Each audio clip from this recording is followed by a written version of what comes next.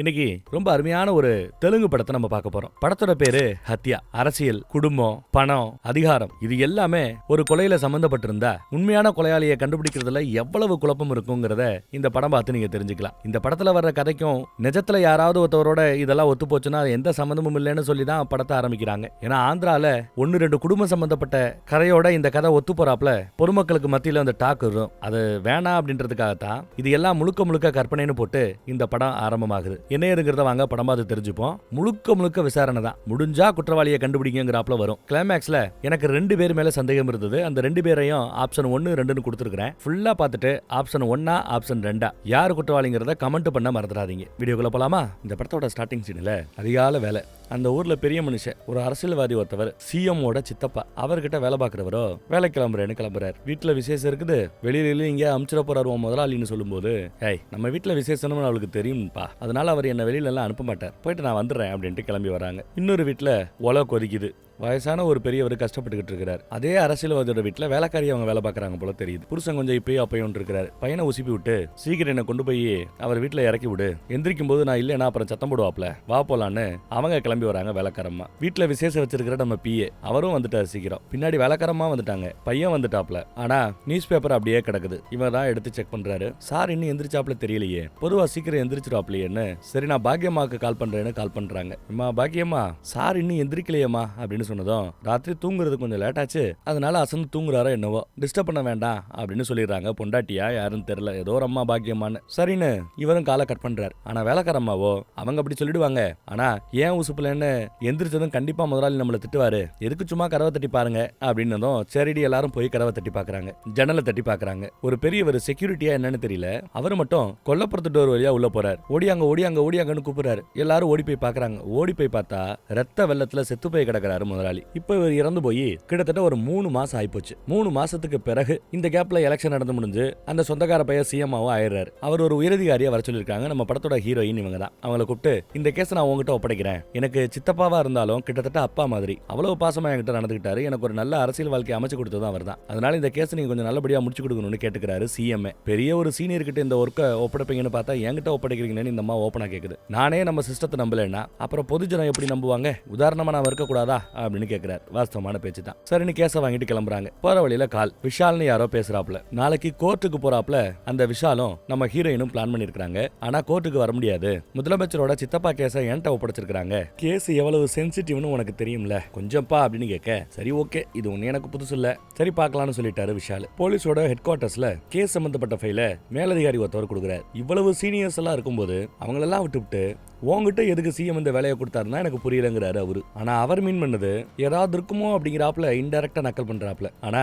இந்த அம்மா என்ன பண்ணுதுன்னு பாருங்க, இவ்வளவு சீரியஸ் இருக்கும்போது என்ன நம்பி இந்த ஒர்க்கை கொடுத்துருக்காரு இல்லையா, நீங்க என்ன பாராட்டுறதா எடுத்துக்கிறேன், தேங்க்யூன்னு சொல்லி மூக்குடைக்கிறாங்க. கொலை நடந்த இந்த ஊரோட பேரு புலிவேந்தலா. அங்க இருந்து ஒரு பெரியவர் ஒரு ஏட்டையா வராரு. அந்த ஊர்ல எத்தனை வருஷமா நீங்க சர்வீஸ் பண்றீங்க அப்படின்னு கேட்டா இவரோட ஒட்டுமொத்த சர்வீஸ்ல 7 வருஷத்தை தவிர மீதி எல்லா வருஷமும் அங்கதான் சர்வீஸ் பண்றதா சொல்றாங்க. யாரு? அந்த ஏட்டையா சொல்றாப்ல. ஆமா அப்ப சொல்லுங்க, உங்களுக்கு தெரியாம எதுவும் இருக்காது, அரசியல் புரசலா ஏதாவது இறந்து போனவருக்கு எதிரானவங்க இன்னார் தான் பண்ணிருப்பாருன்னு ஏதாவது கெஸ் இருக்குதா அப்படின்னு விசாரிக்கிறாங்க. இந்த உலகத்திலேயே எதிரியே இல்லாத ஒரு தலைவர்னா அது இறந்து போனவர் தான். எவ்வளவு நல்ல மனுஷன் தெரியுமான்னு எடுத்து சொல்ல ஆரம்பிக்கிறார். அப்படியே பிளாஷ்பேக்ல போறோம். நிலம் எனக்கு தான் சொந்தம்னு ஒரு அம்மா புருஷனோட வந்து நிக்கிறாங்க. இன்னொருத்தவங்களோ நிலம் எங்களுக்கு சொந்தம்ங்கிறாங்க. கூட இருக்கிற மேனேஜர் விசாரிச்சு பார்த்துட்டு உயில்ல இவருக்கு தான் அவங்க அப்பா எழுதி வச்சிருக்காரு, இவங்களுக்கு எழுதி வைக்கல அப்படின்னு சொன்னதும் இந்த குடும்பம் ஐயோ அப்ப எங்க கதி அப்படின்னு கேட்க, என் நிலத்துல வந்து நீ வேலை பாரு, மாசம் சம்பளம் போட்டு கொடுக்குறேன் என்ன அப்படின்னு கேட்கிறாப்ல. அப்புறம் யாருக்கும் மருமையை உடம்பு சரி லாபம் இருக்கிறாப்லையா, என் ஹாஸ்பிட்டல்ல சேர்த்து விடு நான் பாத்துக்கிறேன் அப்படிங்கிறார். ரொம்ப நல்ல மனுஷனா இருக்கிறார். அப்புறம் போலீஸ் ஸ்டேஷன்ல ஏதோ கேஸ் எடுக்காம இருந்தாங்க போல, அந்த கேஸ் எல்லாம் எடுத்துப்பாங்க நான் சொல்லிட்டேன் அப்படின்னு சொல்றார். இப்படி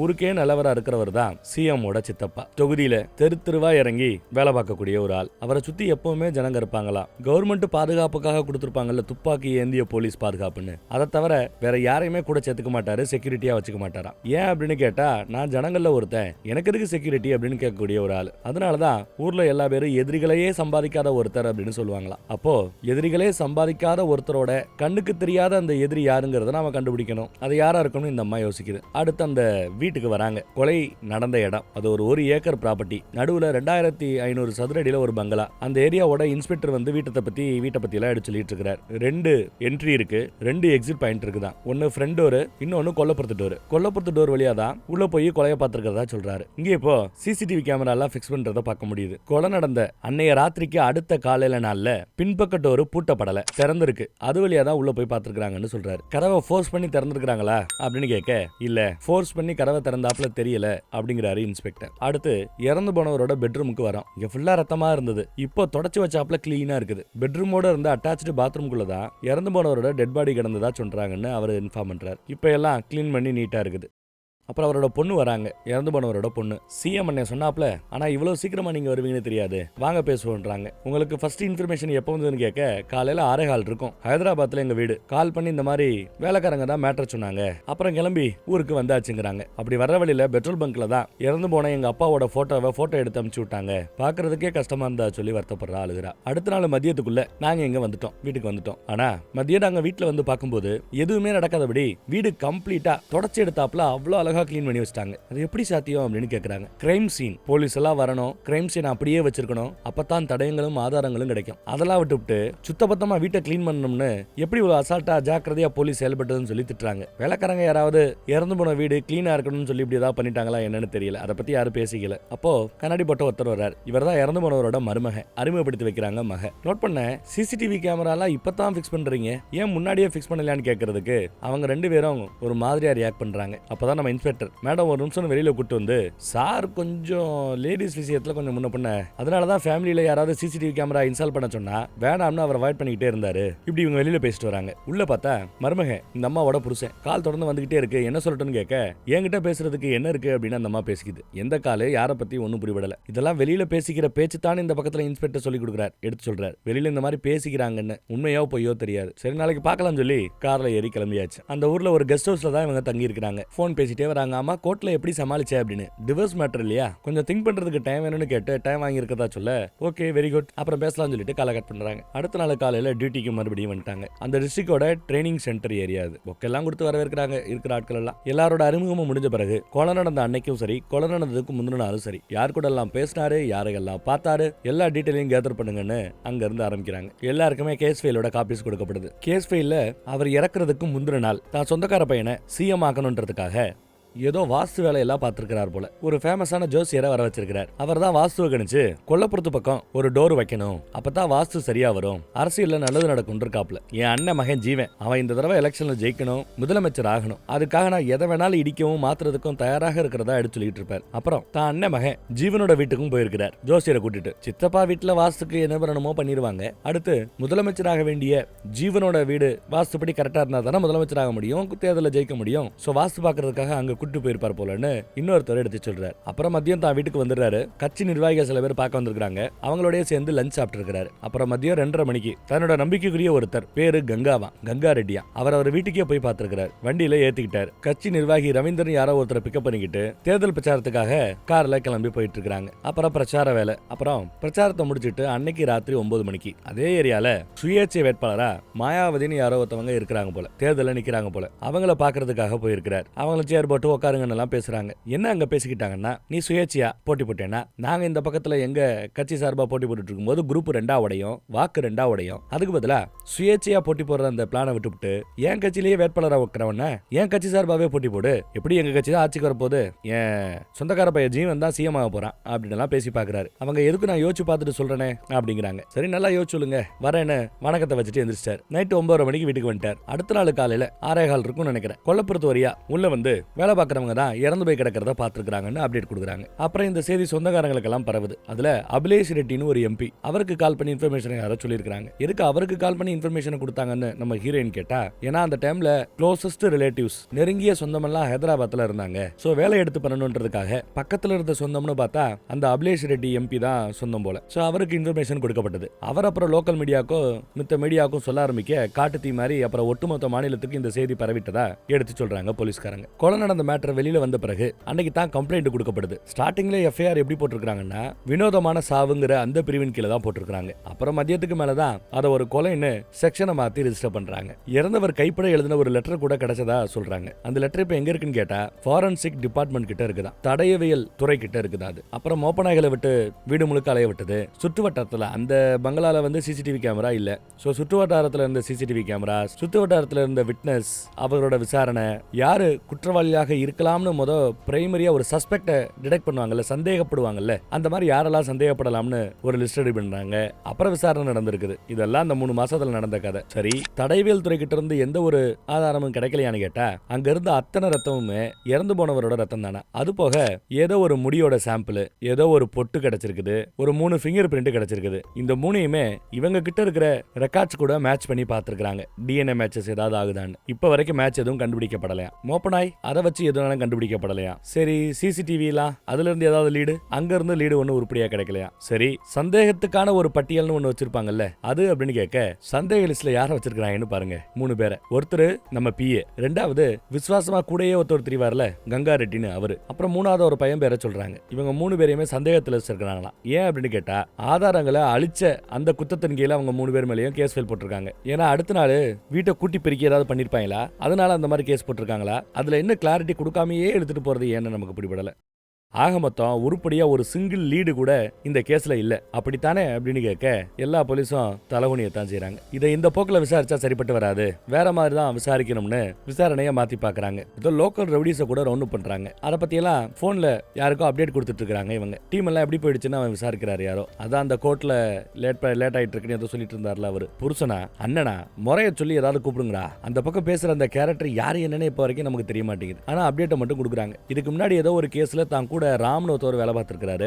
அவர் இந்த கேஸ்ல இருக்கிறது எனக்கு ரொம்ப பக்கபலமா இருக்குன்னு எடுத்து சொல்லிட்டு இருக்காங்க. அந்த வேலைக்காரம்மாவோட பையன் அவன் போதைக்கு அடிமையா இருப்பான் போல. அவனை கூட இந்த அம்மா போய் பிடிச்சிருக்குது. அவனுக்கு சிகரெட் எல்லாம் பத்த வச்சு விசாரிக்கிறதுக்கு வந்திருக்கு பாத்துக்கங்க. அவங்க விசாரணை எப்படி போகுதுன்னா, அவங்க இனிஷியலா யோசிக்கிறது பர்சனலாவோ இல்ல அரசியலாவோ யாரோ ஒருத்தரோட முன்னேற்றத்துக்கு இவர் தடையாக இருந்திருக்கலாம், கூலிப்படையை வச்சு கொலை நடந்திருக்கலாம். இதுதான் மோஸ்ட்லி ஒரு கொலை கேஸ்ல முக்கியமான ஒரு லீடானா இந்த மாதிரி தான் இருக்கும் போல மோஸ்ட்லி. சோ அந்த கோணத்துல விசாரிக்கலாம்னு விசாரிக்கிறாங்க. நிறைய பேர் அடிச்சு தூக்குறாங்க. விசாரணை நடந்துட்டு இருக்குது. எதுலயும் உருப்படியா எதுவும் கிடைக்கல. ரவுடிஸ் எல்லாம் தூக்கி பிரயோஜனம் இல்ல. அடிச்சு விசாரிச்சும் ஒன்னும் விளங்கல. ஆதாரங்களை அழிக்க முயற்சி பண்ணதா சொல்லி ஒரு 3 பேரை அரெஸ்ட் பண்ணாங்கல்ல, அதுல ஒருத்தர் பிஏ. அந்த பிஏ தான் இப்ப கூப்பிட்டு விசாரிக்கிறாங்க. அவர் பாவம் அப்பாவி. கடந்த 3 மாசமா அடின்னு அடிச்சு என்ன சித்திரவதை பண்றாங்க மேம். நான் என்ன தப்பு பண்ணேன் அப்படின்னு வருத்தப்படுறாரு. சரி, நீங்க நடந்ததை சொல்லுங்க, உங்களுக்கு தெரிஞ்சதை சொல்லுங்கன்னு கேட்க இவரும் சொல்ல ஆரம்பிக்கிறார். பாடியை பார்த்த பிறகு என்ன பண்ணீங்கிறதா. பாடியை பாக்குறாரு, அழுகிறாரு. அடுத்த நொடி மருமக பிள்ளைக்கு போனை போட்டு இந்த மாதிரி இறந்து போயிட்டாங்கிற மேட்டரை சொல்றாப்ல. ஒரே ரத்தமா கிடக்குது, பாத்ரூம்ல பாடியா கிடக்குறான்னு சொல்லி அழுதுருப்பார். அப்பதான் அங்க சோஃபால ஒரு போன் கிடக்கும். அந்த போனை எடுத்து தான் பைக்குள்ள வச்சுக்கிறார். அதே சமயம் வேலைக்காரம்மாவோட பையன் ஏதோ ஒரு லெட்டர் கிடக்குதுன்னு எடுத்து கொடுக்கிறார். அதுல என்ன எழுதிருக்குங்கிறத மருமக பிள்ளைக்கு படிச்சும் காட்டுறாரு. இந்த மாதிரி ஒரு லெட்டர் கிடந்தது, அந்த லெட்டர்ல என்ன அடிச்சே கொல்றதுக்கு முயற்சி பண்ண டிரைவரு, ஒருவேளை நான் இறந்து போயிட்டா அதுக்கு காரணம் டிரைவர் தான் அதில் எழுதிருக்கு போல. சீக்கிரமா டியூட்டிக்கு வாடான்னு சத்தம் போட்டதுக்கு சாகிற அளவுக்கு அடிச்சு விட்டானா. இந்த லெட்டர் எழுதுறதுக்கு நான் அவ்வளவு கஷ்டப்பட்டேன், டிரைவர் பிரசாத்தை மட்டும் விட்டுறாதீங்க, அந்த டிரைவரை விட்டுறாதீங்கன்னு எழுதிருக்குது. உடனே அந்த பக்கத்துல இருந்து மருமக பிள்ளை அந்த லெட்டரை ரொம்ப பத்திரமா ஒளிச்சு வை, நாங்க வர்ற வரைக்கும் அந்த லெட்டரை பத்தி யாருக்கும் தெரியக்கூடாது அப்படின்ட்டாரு மருமக பிள்ளை. இல்ல போலீஸ் வந்தா கேட்பாங்களே பண்ணக்கூடாது அப்படின்னு சொல்ல, அதெல்லாம் நாங்க பாத்துக்கிறோம், நான் சொன்னதை செய்ய அப்படின்னு சொல்றாப்ல. சரிப்பான்னு சொல்லிட்டு அந்த லெட்டரை வேலைக்காரம்மாவோட பையன்கிட்ட கொடுத்து வீட்டுல இருக்கிற என் பொண்டாட்டி கிட்ட ஒப்படைச்சிரு, இதை பத்தி யார்ட்டும் எதுவும் சொல்ல வேணான்னு மருமக பிள்ளை சொல்லியிருக்கிறாரு, எதையும் காட்டிக்காத அப்படின்னு அனுப்பிச்சு வைக்கிறாப்ல. அப்படி அந்த பையன் போகும்போது பழைய எம்பின்னு கட்சியை சேர்ந்த சில பேர் பாக்குறதுக்கு வருவாங்க. சார் இல்லைன்னு சொல்லிட்டு வேகமா கிளம்பிடுவான். சொன்னாப்லயே போய் பிஏவோட பொண்டாட்டி கிட்ட அந்த லெட்டரை ஒப்படைக்கிறான். இங்க சாரை பாக்குறோன்னு சில பேர் வந்திருக்காங்க. சார் ஊர்ல இல்ல, வெளியில போயிட்டாரு, வெளியூர் போயிட்டாருன்னு சொல்லிட்டு நம்ம ஆளு கதவை சாத்துறாரு. யாரையும் உள்ள விடல. அப்புறம் ஒரு பாய்க்கு கால் போகுது. ஒண்ணுக்கு 2 பேர் கால் பண்ணி சீக்கிரவான்னு தளரி விட்டு கூப்பிடுறாங்க. பாயும் வேகமா கிளம்பி வராரு. பார்த்துட்டு ஐயோன்னு பதறாரு. அப்புறம் என்ன பண்ணீங்கன்னு விசாரிக்க முத வேலையா போட்டோ எடுத்த மருமக பிள்ளைக்கு அனுப்பிச்சிட்டதா சொல்றாரு. ஆனா அதுக்குள்ள பார்த்தா அந்த தூரத்து சொந்தம் அபிலேஷ் ரெட்டி எம்பி, இன்னும் சில எம்பிக்கள் நிறைய உள்ள வர ஆரம்பிச்சிட்டாங்க. ஒவ்வொரு சார்களா வந்து பார்த்துட்டு போக ஆரம்பிச்சிட்டாங்க. சோ இறந்த மேட்டர் எல்லாருக்கும் இப்ப தெரிய வந்துருச்சு. அப்புறம் சந்தேகத்தின் லிஸ்ட்ல அரெஸ்ட் பண்ணதுலே ரொம்ப முக்கியமான சந்தேகம் யாருக்குன்னா அந்த விசுவாசி மேல. அந்த விசுவாசியோ ஒன்னும் பிரச்சனை இல்ல, நான் வந்துகிட்டே இருக்கேன்னு போன்ல யார்ட்டையும் சொல்லிட்டு பக்கத்து வீட்டுக்காரர் அந்த பக்கத்துல ஸ்கூட்டில போகும்போது சார் வீட்டுல என்ன கொண்டு போய் இறக்கி விடுறாங்கறாப்ல. நான் அங்கதான் மேட்டரை கேள்விப்பட்டு போறேன் வாங்கன்னு பக்கத்து வீட்டுக்காரர் தான் வண்டியில லிஃப்ட் கொடுத்துருக்காரு. அவர் அங்க போய் பார்த்ததும் இறந்து போய் கிடக்கிறத பார்த்துட்டு எப்படி வாழ்ந்த மனுஷன் இப்படி கிடக்குறாரு, இந்த மாதிரி நிலைமையில பார்த்தா உயிரோட இருந்தாலே வருத்தப்படுவார் அவரு. சாருக்கு தான் இருதய பிரச்சனை இருந்தது இல்ல, ஹார்ட் அட்டாக்ல ஆயிருக்கும் அப்படின்னு அசால்ட்டா பேசுறாப்ல. எப்பா ரத்த வாந்தி எடுத்து இறந்து போனா கூட, ஹார்ட் அட்டாக் வந்து இறந்து போனா கூட செவத்துல இவ்வளவு உயரத்துக்கு ரத்தம் தெரியுமா அப்படின்னு கேட்டிருக்கிறார். அதுக்கு அந்த விசுவாசியோ மயங்கி விழும்போது இந்த பிங்கால இடிச்சிருக்கும், ரத்தம் தெரிச்சிருக்கும், இது ஒரு பெரிய விஷயமானு பேசுறாரு. அவரோட பணத்தை இப்படி பார்த்தா இறந்து போனாலும் அவரோட கௌரவத்தை காப்பாற்ற வேண்டியது நம்ம கடமைங்கிறாப்ல. சாயந்தரத்துக்குள்ள நம்ம காரியத்தை முடிக்கணும், தள்ளு வழிவிடு அப்படின்னு எல்லாரையும் அதட்டுறாரு. இப்படி எல்லாரும் அதட்டி எல்லாரையும் வேலை வாங்கும் போது அந்த ஏரியா இன்ஸ்பெக்டர் அங்கதான் இருக்கிறாப்ல. யாரையும் தடுக்கல அவரு. வேலைக்காரங்க எல்லா பேரையும் கூப்பிட்டு மொத்தத்தையும் கிளீன் பண்ணணும்னு கிளீன் பண்ண சொல்லிட்டாரு. பாய் என்ன வேடிக்கை பாக்குற பாக்குற எல்லாரையும் வர சொல்ல பாயும் போய் கிச்சன்ல இருந்த எல்லாரையும் வர சொல்லிட்டு அங்க கிளீன் பண்ண ஆரம்பிச்சுட்டாங்க. நம்ம பாய் அங்க இருக்கிற வேலைக்காரங்களுக்கு டீம் லீடர் மாதிரி இருக்கிறார். டீம் லீடர் வேலைக்காரங்களை அமுச்சு விட்டுட்டு கிளீன் பண்ண சொல்றாரு. ஆனா அவருக்கு அதுல ஒன்றும் பெருசா உடன்பாடு இல்ல. வேலைக்காரம்மா தோட்டக்கார எல்லா பேரும் இறங்கி கிளீன் பண்ண ஆரம்பிக்கிறாங்க. இதுல கிளீன் பண்ற அந்த வேலைக்காரம்மாவுக்கு ரத்தம் சேராம கொமட்டிக்கிட்டு வருது, வாந்தி வருது. அவங்க தலைவலிக்குது, என்னால முடியாதுன்ட்டு ஓடிடுறாங்க. அப்போ அந்த விசுவாசி என்ன பண்ணிருக்காருன்னு பாருங்க. வேலைக்காரங்களே சங்கோஜம் பண்ணக்கூடிய அந்த வேலையை அவர் பண்றார். அவரு துணி எடுத்து எல்லாத்தையும் கிளீன் பண்ண ஆரம்பிக்கிறார். அவரு தொடச்சது மட்டும் இல்லாம எல்லாரையும் தொடக்க வச்சது அந்த விசுவாசி தான். பாய் கூட கேட்டிருப்பாப்ல பிஏ கிட்ட, என்னென்னமோ பண்ணிட்டு இருக்காரு அப்படின்னு. ஒன்னும் புரியலங்கிறாரு பிஏ. அடுத்து சாரோட பாடிய பெட்ரூமுக்கு மாத்தணும், எல்லாரும் வாங்கன்னு விசுவாசி கூட்டிருக்காப்ல. அப்புறம் நம்ம பாய ஹீரோயின் விசாரிக்கிறாங்க. இப்படி தடயங்களை நீங்க அழிச்சிட்டு இருந்தீங்களே அந்த விசுவாசியோட உத்தரவின் பேர்ல, அப்ப பக்கத்துல போலீஸ்காரங்க யாருமே இல்லையான்னு கேட்க, இல்ல ஏரியாவோட இன்ஸ்பெக்டர் அங்கதான் இருந்தார். ஆனா அவருமே ஒண்ணும் பண்ண முடியாம அமைதியா தான் உட்காந்துட்டு இருந்தார். சூழல் அப்படிங்கிறாப்ல. சார்கிட்ட வேலை பார்த்த டேங்கர் பாஷானோத்தவன் பாடியை தூக்கும் போது முகத்துல இருந்த காயத்தை பார்த்துட்டு, யாரோ அடிச்சாப்ல இருக்குது, ஹார்ட் அட்டாக் மாதிரி எனக்கு தெரியலன்னுமா. டேய் வாயமுறா, ஒழுங்கா பாடி எடுத்துக்கூடா அப்படின்னு சத்தம் போடுறான் விசுவாசி. அப்புறம் ட்ரெஸ் எல்லாம் மாத்திரம் புது துணி இருக்கான்னு பாருன்னு சொல்லும் போது பாய் தான் அலமாரியை ஓபன் பண்ண பாக்குறாரு. அப்ப கைப்பிடி உடஞ்சிருக்கதா பாத்துருக்காரு. துணி எடுத்து கொடுத்துட்டு இன்ஸ்பெக்டர் போய் கைப்பிடி இந்த மாதிரி உடஞ்சிருக்குன்னு சொன்னா இன்ஸ்பெக்டர் அப்படியான ஓடி வந்து பாத்துருக்கணும்ல. அதை விட்டு கைப்பிடி நேத்து ராத்திரி தான் உடஞ்சிருக்குன்னு உனக்கு எப்படி தெரியும், ஏன் முன்னாடியே உடஞ்சிருக்க கூடாதான்னு கிராஸ் கேள்வி கேட்கறாப்ல. சார் முன்னாடியே உடஞ்சிருந்தா முதலாளி அம்மா எல்லாத்தையும் சரி பண்ணிருப்பாங்கல்ல, இவ்வளவு நாளாவா சரி பண்ணாம வச்சிருக்காங்க, அதுவும் சாரோட ரூம்ல போய் அப்படின்னு வாஸ்தவமா கேட்கிறார். ஆனா அதுக்குள்ள அங்கனடா பேச்சு வாடான்னு விசுவாசி கங்கா ரெட்டி வந்து பாடியை புடுறா அப்படிங்கிறாப்ல. பாயும் சரின்னு போய் தலை பக்கத்துல பிடிப்பாப்ல. அப்படி பிடிக்கும்போது பார்த்தா தலைக்கு பின்பக்கத்துல ஏதோ வெட்டின காயம் இருக்குது. தொட்டு பார்த்தனமே தெரிஞ்சு போச்சு. சாரி ஏதோ வெட்டின காய மாதிரி தெரியுது, இது கொலை அப்படின்றாப்ல. அதை கொஞ்சம் உணர்ச்சி வசத்துல சத்தமா பேசிட்டாரு. சத்தம் வெளியில கேட்டுருச்சு. இனிமே இதை ஒரு சாதாரண இயற்கை மரணமா கன்சிடர் பண்ண முடியாதுன்னு அந்த ஒரு சூழல் உருவாயிடுச்சு. பை த டைம் ஆம்புலன்ஸ் வந்ததுனால ஆம்புலன்ஸுக்கு பாடிஸ் அப்படியே அமிச்சிட்டாங்க. தலையில கட்டு போட்டு ஆம்புலன்ஸ்ல வண்டி ஏத்திட்டு போயாச்சு. இது நடக்கிறது காலையில 8:30க்கு. விசுவாசி கங்கா ரெட்டி அவரும் ஆம்புலன்ஸ் வண்டியில ஏறிக்கிறார். இப்ப அந்த விசுவாசி கங்கா ரெட்டியை நம்ம அம்மா விசாரிக்குது. ஆதாரங்களை ஒண்ணுமில்லாம பண்ணீங்கன்னு உங்க மேல குற்றச்சாட்டு இருக்குது, இதுக்கு என்ன சொல்றீங்கன்னு கேட்டா, அந்த மாதிரி நோக்கத்துல நான் செய்யல. சாரோட டெட் பாடியை பார்த்ததும் துக்கம் தாங்காம நான் அங்க இருந்து வெளியில போயிட்டேன். அப்படி எதுவும் நான் உத்தரவு போடல, எதையும் அழிக்கலங்கிறாரு விசுவாசி கங்கா ரெட்டி. ஆனா ஸ்டேட்மெண்ட்ல நீங்க வீட்டுக்குள்ள இருந்ததா இருக்கிறதே அப்படின்னு கேட்க, அப்படி யார் என்ன சொன்னாங்களோ எனக்கு தெரியாது மேடம்னு கைய விரிச்சிட்டாரு. அன்னைக்கு ராத்திரி நம்ம ஹீரோயின் இறந்து போனவரோட போனை கொஞ்சம் தடயவியல் துறையிட்ட கொடுத்துட்டு என்ன ஏதுன்னு கொஞ்சம் பார்க்க சொல்லுப்பா அப்படின்றாரு. அப்ப நம்ம ஏட்டையா அங்க இருக்கிறார். என்னாச்சு ஒரு மாதிரியா இருக்கலன்னு விசாரிக்கிறாங்க. இந்த அம்மா சந்தேகத்தின் பேர்ல 3 பேரை அரெஸ்ட் பண்ணிருக்காங்கல்ல. ஒன்னு பிஏ, இன்னொன்னு அந்த விசுவாசி கங்கா ரெட்டி,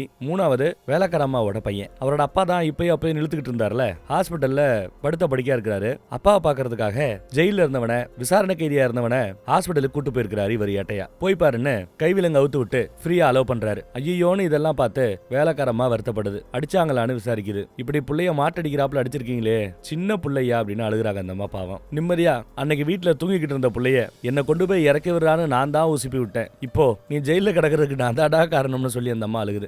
ஏட்டையாக்கே பாக்குறதுக்கு கஷ்டமா தான் இருக்குது. மறுபடியும் அவனை ஜீப்ல ஏத்தும் போது திரும்ப வரும்போது தான் அப்பா உயிரோட இருப்பாரோ என்னவோன்னு அந்த வருத்தம் அவன் கண்ணில் தெரிஞ்சது. எப்படியும் உண்மையான குற்றவாளியை கண்டுபிடிச்ச பிறகு இவங்க மேல தப்பு இல்லைன்னு தெரிய வரத்தான் போகுது. ஆனா அப்பா அந்த அப்பா உயிரோட இருப்பாரோ இல்லையோ இவர் கேட்கறது நியாயமா தான் இருக்குது. சோ அந்த பெயில் கொடுக்கிற ப்ராசஸ் இருக்கும்ல, அத பிஏவுக்கும் இந்த வேலைக்கார அம்மாவோட பையனுக்கும் சீக்கிரம் பெயில் கொடுக்கிற வழியை பாருங்க, பாவம் அவங்க 2 பேரும் அப்படின்ட்டு போறாங்க. தடயங்களை கங்கா ரெட்டியோட உத்தரவின் பேர்ல அழிச்சு அந்த சமயத்துல அங்க இருந்த அந்த இன்ஸ்பெக்டரை காலையில வேலையா நான் பார்க்கணும்னு சொல்லிட்டாங்க. அடுத்த நாள் இன்ஸ்பெக்டர் வேலையா வந்து உட்காந்துருக்கிறார். எத்தனை வருஷமா சர்வீஸ்ல இருக்கீங்கன்னு கேட்டா 20 வருஷம்னு சிரிச்சுக்கிட்டே சொல்றாப்ல. இப்போ நீங்க சீனியர், அவ்வளவு பெரிய சீனியருக்கு தலைவர் இறந்து போன விஷயம் எப்ப தெரியும்னு கேட்க, காலையில 6:45 இருக்கும். அந்த தூரத்து சொந்தம் எம்பி அபிலேஷ் ரெட்டி தான் எனக்கு கால் பண்ணி தெரியப்படுத்தினதா சொல்றாரு. பிளாஷ்பேக்கு போறோம். எஸ், 6:45 இன்ஸ்பெக்டர் கால் பண்ணது அவர் தான். எத்தனை மணிக்கு கொலனன் இடத்துக்கு போனீங்கன்னு கேட்க 7:15ங்கிறாப்ல. ஒரு ஸ்டேட்ல எவ்வளவு முக்கியமான ஒரு அரசியல்வாதி அவரோட இறப்புக்கு இவ்வளவு தாமதமாவா போவீங்கன்னு கேட்க, இல்ல என்கிட்ட அந்த தூரத்து சொந்தம் எம்பி அபிலேஷ் ரெட்டி பேசும்போது ஹார்ட் அட்டாக்ல அவர் இறந்து போயிட்டாருன்னு தான் இன்ஃபார்ம் பண்ணாரு. இயற்கை மரணம், இதுல சீக்கிரம் போறதுக்கு என்ன இருக்குன்னு நான் யதார்த்தமா கிளம்பிட்டேன் போயிட்டேன் அப்படின்றாப்ல. சரி, அங்க என்ன நடந்தது, எதை நோட் பண்ணீங்கன்னு கேட்க, அந்த விசுவாசி கங்கா ரெட்டி வேலைக்காரங்களை வச்சு எல்லாத்தையும் கிளீன் பண்றதை நான் பார்த்தேங்கிறாப்ல. ஆனா நான் தாமதமா போடுறதுனால அதுக்குள்ள கிளீனிங் ப்ராசஸ் எல்லாம் ஸ்டார்ட் ஆயிடுச்சு, என்னால எதுவும் பண்ண முடியலன்றாப்ல. அப்புறம் என்ன நடந்ததுன்னு கேட்டா, கிரைம் சீனை பார்க்கும்போது எனக்கு இது ஹார்ட் அட்டாக் மாதிரி தெரியல, கண்டிப்பா கொலையாதான் இருக்கும்னு தோணுச்சு. சோ கேஸ ஃபைல் பண்ணலாம் நினைச்சேன், அதனால அவங்க எல்லாரையும் கிளீனிங் நிப்பாட்டுங்க அப்படின்னு சொன்னேன் அப்படிங்கிறாப்ல.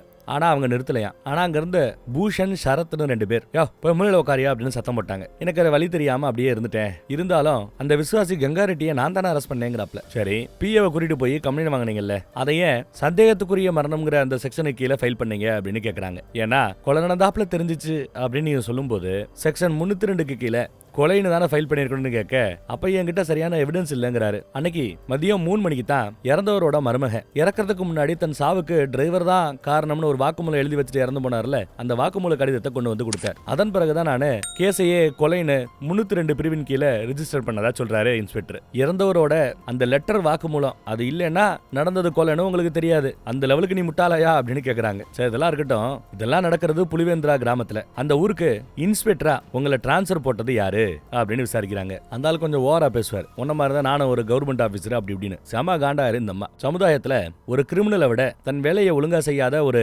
அரசு அதிகாரி தான் மிகப்பெரிய ஆபத்துன்னு ஒரு தத்துவத்தையே சொல்றாங்க. மேடம், எனக்கு நிறைய பிரஷர் அழுத்தம் இருந்தது. அன்னைக்கே இது கொலைன்னு நான் ஃபீல் பண்ணேன். அப்போ அந்த பூஷங்கிறவரு சரத்துங்கிறவரு அவங்க 2 பேரும் தான் கதவை சாத்துன்னு உத்தரவு போட்டாங்க. கதவை சாத்த சொன்னாங்க, கதவை சாத்தியாச்சு. உள்ள என்ன நடந்துச்சுன்னு எங்களுக்கு தெரியாது. இதுக்கு மேல நான் சொல்றதுக்கு ஒண்ணும் இல்லைன்னு கட்டரைட்டா பேசுறாரு இன்ஸ்பெக்டர்.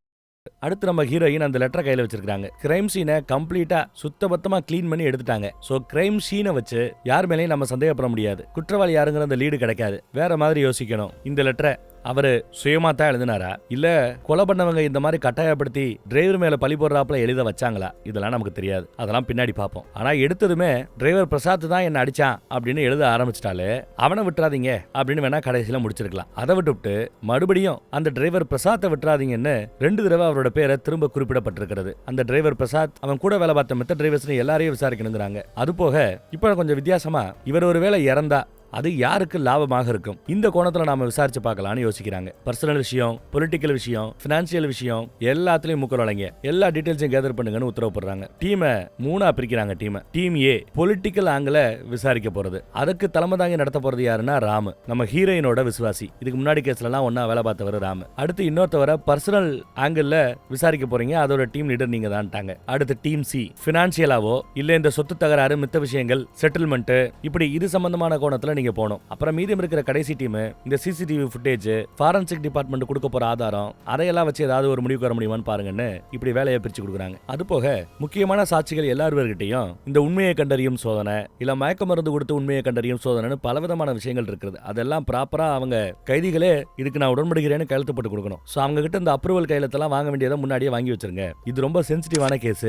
நாளை பின்ன அடிச்சுதான் கையெழுத்து வாங்கினாங்க அப்படி இப்படி எல்லாம் பிரச்சனை வரக்கூடாது. சோ அதனால யாரையும் அடிக்காம புத்தியை யூஸ் பண்ணி வேலை வாங்குங்க அப்படின்னு உத்தரவு போடுறாங்க. ராம் பொலிட்டிக்கல் கோணத்துல கட்சி அது இதுன்னு பல இடத்துல போய் விசாரிக்கிறார். எல்லா டீமுமே பலவிதமான விசாரணையும் கம்ப்யூட்டர்ஸ்ல பல விஷயங்களையும் கண்டுபிடிக்கிறாங்க. அப்புறம் வீட்டுல வேலை பார்க்குற அத்தனை பேரையும் வரிசையா நிப்பாட்டி எந்த உண்மையும் மறைக்க கூடாது, எல்லா மேட்டரையும் என்கிட்ட சொல்லணும், யாராவது உண்மையை நீங்க சொல்லாம இருந்தீங்கன்னா கூட அதுக்கும் ஜெயில போடுவேன்னு மிரட்டிக்கிட்டு இருக்கிறாப்ல. அப்புறம் அந்த லெட்டர்ல இருக்கிற டிரைவர் பிரசாத் அவரை இப்ப விசாரணை பண்றாங்க. ஹைதராபாத்ல இருக்கிற பாக்யா அம்மா தான் அவங்க கிட்ட தான் இவர் கிட்டத்தட்ட 9 மாசமா டிரைவரா வேலை பார்க்கறாரு. அப்புறம் அவங்க தான் சார் கிட்ட போய் வேலை பாருன்னு என்ன இந்த ஊருக்கு அனுப்பிச்சு வச்சாங்க. நான் வந்து வேலை பார்த்தேன், நீங்க என்ன கேட்டாலும் சொல்றேன், முழு ஒத்துழைப்பு கொடுக்குறேன்னு பேசிட்டு இருக்கிறார். சிசிடிவி ஃபுட்டேஜ்ல செக் பண்ணும்போது கொலை நடந்த அந்த பங்களாவுக்கு சுத்தி காலையில ஒரு 4:30 மணி ஆப்ல ஒரு 5-6 நிமிஷத்துக்குள்ள 3 தடவை ஒரு சந்தேகத்துக்கு இருக்கக்கூடிய ஒரு பைக் வந்து சுத்தி தெரியுது. ஆனா சிசிடிவி லோ ரெசல்யூஷன்ல பேஸ் பண்ணதுனால வண்டி நம்பரோ மூஞ்சியோ எதுவுமே அதுல ரெக்கார்ட் ஆகல, கண்டுபிடிக்க முடியல. எப்படியாவது அந்த பைக் டீடைல்ஸ் கேதர் பண்ண முடியுதான்னு பாருங்கன்னு உத்தரவு போடுறாங்க. அடுத்து சமயக்காரமாக விசாரிக்கிறாங்க. காலையில 5-6 மணிக்கெல்லாம் எந்திரிச்சிடக்கூடிய ஆளு, 8-9 மணிக்கெல்லாம் கொண்ட கடலை அது இதுன்னு சாப்பிடக்கூடிய ஆள்னு எடுத்து சொல்றாங்க. அடுத்து இறந்து போனவருக்கு இதுக்கு முந்தைய ஒரு டிரைவர், எக்ஸ் டிரைவர், இதுக்கு முன்னாடி டிரைவரா இருந்தவர் பேரு ஷைக் தாஸ், அவரை விசாரிக்கிறாங்க. 2 வருஷமா அந்த எக்ஸ் டிரைவர் வேலை பார்த்திருக்கிறார். அப்புறம் மருமகன் தான் நீ வேணான்னு வேலையை விட்டு நிப்பாட்டிட்டாப்லையா. அடுத்து ஒரு 3-4 விட்னஸ், சரி எதுக்கு அந்த எக்ஸ் டிரைவரை முன்னாள் டிரைவரை வேலையை விட்டு தூக்குனாங்கன்னு கேட்கும்போது ஏதோ ஒரு முஸ்லீம் பொண்ணு வீட்டுக்கு சில பொண்ணுங்க வீட்டுக்கெல்லாம் அவரை கூட்டிட்டு போய் இறக்கி விட்டுருக்காரா, அதனால மருமக பிள்ளை வேலையை விட்டு தூக்கிட்டாப்லையா. அடுத்து ஒரு தோட்டக்காரர், காது கூட அவருக்கு சரியா கேட்க மாட்டேங்குது. அன்னைக்கு ராத்திரி ஒரு 12:30 மணி இருக்கும், சிகரெட் பிடிக்கிறதுக்காக சாரு வெளியில வந்தாரு. என்ன தூங்கலையான்னு என்ன பார்த்து கேட்டாரு. வேலையை காலைல பார்க்கலாம், கேட்ட பூட்டிட்டு போய் படுன்னு சொன்னாராம். உள்ள போய் கதவை தாப்பா போட்டுக்கிட்டார். இது அவர் சொல்றாரு. அப்புறம் அங்க வேலை பார்த்த வேற ஒருத்தர், ஒரு தாடிக்காரரு, கொஞ்சம் வாட்ட சட்டமா ஒருத்தர் இருக்கிறாரு. தோட்டக்காரன் தானே அவன், தோட்டக்காரர் அவரு. அந்த தோட்டக்காரர் ஏதோ லீவ் கேட்டு இருந்திருக்காப்ல போல. அப்பெல்லாம் லீவ் கொடுக்காம கொலை நடக்கிறதுக்கு ஒரு 2 நாளைக்கு முன்னாடி ஒரு 2-3 நாள் லீவ் கிடைச்சதான். சரின்னு நானும் ஊருக்கு போயிட்டேன். ஊர்ல இருக்கும்போது தான் இறந்து போன நியூஸே எனக்கு தெரிய வந்துச்சுங்கிறாரு தோட்டக்காரர். மேட்டர் தெரிஞ்சுக்கிட்டதுமே தோட்டக்காரர் படுவேகமா இங்க வந்துட்டார் போல. ஸ்ப்ளெண்டர் வண்டியாவோ ஸ்பேஷன் வண்டியாவோ இல்ல இல்ல டிஸ்கவர் வண்டியாவோ, இந்த 3 மாடல் வண்டியா மட்டும்தான் இது இருக்க வாய்ப்பு இருக்குதுன்னு வண்டி நம்பரை கண்டுபிடிக்கலனாலும் வண்டி இதுவா தான் இருக்கும்னு ஷேப்பை வச்சு கண்டுபிடிச்சிருக்காங்க. இந்த ஊர்ல இருக்கிற இந்த 3 வண்டி ஓனர்ஸ் இந்த 3 மாடல்ஸ்ல யார் வச்சிருந்தாலும் எல்லாரையும் போய் விசாரணை பண்ணுங்கன்னு சொல்லிட்டாப்ல ஒருத்தர். ஏரியா ஃபுல்லா அந்த மாதிரி வண்டி இருக்கிறத வச்சுனா அந்த வீட்டுக்குள்ள போய் குழந்தை அன்னைக்கு நீ எங்க இருந்த அப்படின்னு விசாரிக்கிறாங்க. நூத்துக்கணக்கான வண்டிகள் ஓடும், நூத்துக்கணக்கான பேரை இவங்க விடாது விசாரிப்பாங்க போல தெரியுது. பொலிட்டிக்கல் ஆங்கிள் விசாரிக்கிற ராம் இறந்து போனவரோட கட்சியில இருந்து இன்னொரு கட்சிக்கு தாவ இருந்த ஒருத்தரை போய் விசாரிக்கிறார். கொலை நடந்தப்ப எங்க இருந்தீங்கன்னு கேட்கிறார். கொலை நடக்கிறதுக்கு ஒரு நாளைக்கு முன்னாடியே எனக்கு நெஞ்சு வலின்னு நான் ஹாஸ்பிட்டல்ல இருந்தேன், வேணும்னா ரெக்கார்ட்ஸ் தரேன் பாத்துக்கங்கன்னு திமிரா பேசுவாப்ல. நெஞ்சு வலியில ஹாஸ்பிட்டல்ல இருந்த உனக்கு எதிர்கட்சிக்காரங்களோட என்னையா பேச்சு வேண்டி கிடக்குதுன்னு கேட்கிறாப்ல. என்னங்க சொல்றீங்கன்னு கேட்டா ஹாஸ்பிட்டலுக்கு வெளியே இருந்த சிசிடிவி ஃபுட்டேஜ்ல பார்த்தா ஹாஸ்பிட்டல்ல இருந்து வெளியில வந்து எதிர்கட்சி கூட ஏதோ பேச்சுவார்த்தை எல்லாம் பண்ணிருக்காப்ல. இப்ப சொல்றியான்னு கேட்டதும் திமிரா பேசினவரு சரி நான் சொல்றேன்னு சொல்லியிருக்கிறார். இவர் கட்சி தாவணும்னு முடிவு பண்ணிட்டார். கட்சி தாவறதா இருந்தது கன்ஃபார்ம். ஆனா இந்த கொலைக்கும் அவருக்கு சம்பந்தம் இருக்கிறாப்ல தெரியலங்கிறாரு ராமு. ஆனா ஏதோ தப்பா இருக்குங்கிறாப்ல. சரி அந்த பையல வாட்ச் பண்ணுங்க, எனக்கு என்னவோ பொலிட்டிக்கல் ஆங்கிள் தான் இந்த கொலை நடந்திருக்குமோன்னு தோணுதுங்கிறாப்ல. யார் மேல உங்களுக்கு சந்தேகம்னு கேட்டா கட்சியில ரொம்ப அதிகாரம் பொருந்தியவரா இருந்திருக்கிறார். அவர் இடத்துக்கு மேபி அவர் இறந்தா அடுத்து வரக்கூடிய ஆட்கள்னு பார்த்தா பூஷன் ஒருத்தவர், அப்புறம் அந்த தூரத்து சொந்தம் எம்பி அபிலேஷ் ரெட்டி, அவங்க 2 பேர் தான் அடுத்த லெவலுக்கு வரக்கூடிய ஆட்களா. அவர்களுக்கு தான் லாபம் இருக்குன்னு எடுத்து சொல்றாரு. இப்படி சந்தேகப்படுறதுக்கு உங்ககிட்ட ஏதாவது ஆதாரமோ ப்ரூஃபோ இருக்குமான்னு கேட்க விட்னஸே இருக்குங்கிறாப்ல.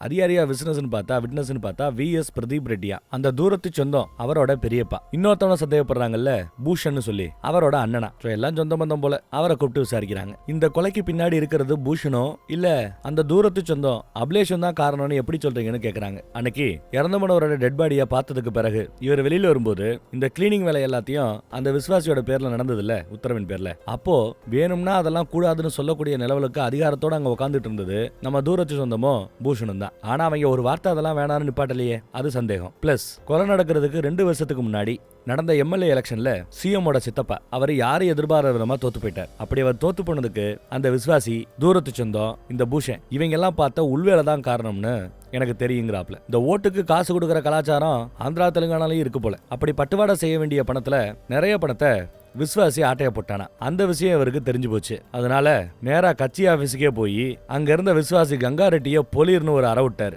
ஏன் தோல்விக்கு நீ தான் காரணம், யாரோட நீ துணை நிக்கிறேன்னு எனக்கு தெரியும், ஒருத்தரையும் நான் சும்மா விட மாட்டேன்னு மிரட்டிட்டு போயிருக்கிறார். அதே மாதிரி ஒரு லஞ்ச்ல நாங்கெல்லாம் எல்லாம் சேர்ந்து சாப்பிட்டுட்டு இருக்கும்போது அந்த தூரத்து சொந்தம் எந்த தொகுதியில போட்டியிடணும்னு ஆசைப்படுறாரோ அந்த தொகுதியில என்னோட அண்ணியை நிப்பாட்டுவேன்னு சொல்லியிருக்கிறார் போல. தூரத்து சொந்தத்தை வேணும்னா வேற ஒரு தொகுதியில நிக்க சொல்லுங்கன்னு அன்னைக்கு சொல்லியிருக்கிறார். இந்த விஷயம் அந்த தூரத்து சொந்தத்துக்கு போயிருக்குது, பூஷனுக்கும் போயிருக்குது. நம்மள பழிவாங்கிறதுக்காகத்தான் இந்த தொகுதியை மாத்தி விடுற வேலையை அவர் பாக்குறாருன்னு அவங்க சந்தேகப்பட்டிருக்கலாம். இவ்வளவுதாங்க எனக்கு தெரியும், மீதி விஷயத்தை நீங்க தான் கண்டுபிடிக்கணும்னு சொல்லிட்டு கிளம்புறாரு. அப்புறம் கடைசியா ஒரு விஷயம்ட்டு பக்கத்து ஊர்ல இறந்து போனவர் ஒரு முஸ்லீம் பொண்ணை வச்சிருந்தார். அந்த பொண்ணை பாதுகாப்பா பாத்துக்கிறதுக்கு செக்யூரிட்டி கூட போட்டிருந்தாராம். கேள்விப்பட்டேன், உங்க காதலையும் போட்டேங்கிறாப்ல. பினான்சியல் ஆங்கிள் செக் பண்ணவரோ அவர் இறக்குறதுக்கு முன்னாடி எவ்வளவு கடன் அவருக்கு செக் பண்ணி பார்த்ததுல கிட்டத்தட்ட நிறைய பேர்ட்ட கடன் வாங்கியிருக்கிறாப்ல. 4 கோடி ரூபாய் கடன் இருக்குது போல. 4 கோடிக்கு மேல கடனான இவங்களே ஆச்சரியப்படுறாங்க. இன்னும் விசாரணை வேற கோணத்துக்கு எல்லாம் போகுது. பெங்களூரை சேர்ந்த யாரோ ஒருத்தர் 80 கோடி ரூபாய் தனக்கு தான் ப்ராப்பர்ட்டியை வச்சு லோன் வாங்கி கொடுத்தா அதுல 10% 8 கோடி உங்களுக்கு நான் லஞ்சமா கொடுக்குறேன்னு சொல்லியிருக்காரு போல. சரின்னு அந்த டாக்குமெண்ட் எடுத்துட்டு போய் பெங்களூர்ல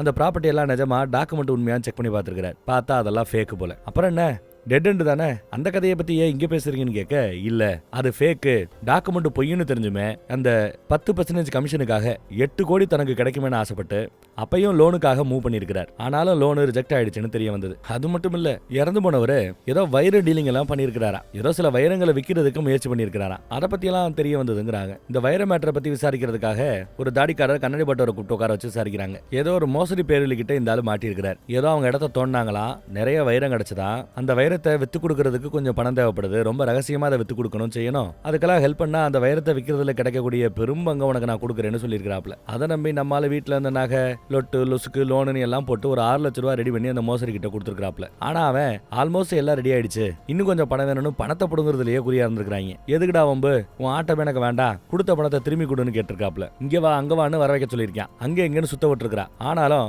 இவரை மீட் பண்ணவும் இல்ல, வாங்கின படத்தை திரும்ப கொடுக்கவும் இல்ல. அந்த மோசடி தான் காலை கூட எடுக்கிறது இல்லையா. அதனால என்ன பண்ணணும்னு புரியாம உமா ரெட்டியோட மூலமா இறந்து போன தயானந்த சாரோட உதவியை கேட்டு போனேன் அப்படிங்கிறாப்ல. என் நிலைமையை சொல்லி என் பணத்தை வாங்கி கொடுங்க அப்படின்னு கெஞ்சினேன். சரின்னு சொல்லிதான் பெங்களூர்ல அது சம்பந்தமா என்ன கூட்டிட்டு போனார். அவரே உள்ள இறங்குனதுனால அந்த மோசடி பேர் வெளி பாக்குறதுக்கு சம்மதிச்சான். இவர் அந்த மோசடி கிட்ட போய் ஏதோ பேசினார். என்ன பேசிட்டான்னு எனக்கு தெரியல. என்ன பேசுறீங்கன்னு கேட்க, அதை அப்புறம் சொல்றேன்னு சொல்லிட்டு மறுபடியும் ஊருக்கே கூட்டிட்டு வந்துட்டாரு அப்படின்னு எடுத்து சொல்றாப்ல. சரி என்ன பேசிக்கிட்டான்னு நீங்க விசாரிக்கவே இல்லையான்னு கேட்க, அவங்கிட்ட இருக்கிற வைரத்தை வித்து கொடுத்தா 100க்கு 40 ரூபாய், 100 கோடியா இருந்தா 40 கோடி கிடைக்குங்கிறாப்ல டீல் பேசிட்டு வந்திருக்கிறாரு அவரு.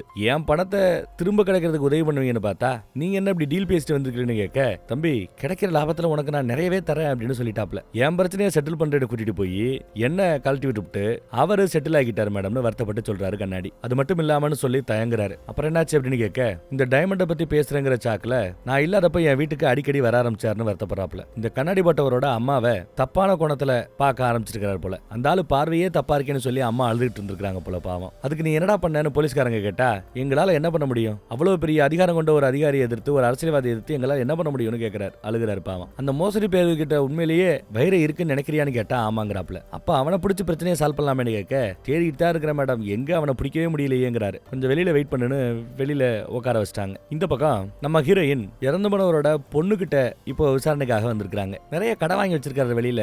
கடை வாங்க வேண்டிய அவசியம் எல்லாம் எங்க இருந்து வந்ததுன்னு கேட்க, தாராள மனசுக்காரர் அப்பா யாராவது உதவி கேட்டு வந்தா அள்ளி அள்ளி கொடுத்துருவாரு, அதுலயே நிறைய இழந்திருப்பாப்ல. ஆனாலும் அவர் எங்க பிசினஸ்ல இன்வெஸ்ட் பண்ணி வச்சிருக்காரு, அதுக்கே அவருக்கு லாக்ஸ் கணக்குல லாபம் கிடைக்கும் மாசம் மாசம். அதை வச்சுதான் அரசியல ஓட்டிக்கிட்டு இருக்கிறதா சொல்லுவாங்க. அப்ப இந்த வீட்டுல வேலை பாக்குறவங்க, மெயின்டெனன்ஸ், இவ்வளவு பெரிய செலவு இருக்கு, இதையெல்லாம் யார் பாத்துக்கிறான்னு கேட்டா, இந்த அம்மா தான் புருஷனை ஒரு மாதிரியா பாக்குது, புருஷன் ஒரு மாதிரியா இவரை பாக்குறாரு, மருமகனோ மகளோ ஒருத்தர் மாத்தி மாத்தி பாத்துக்கிறாங்க.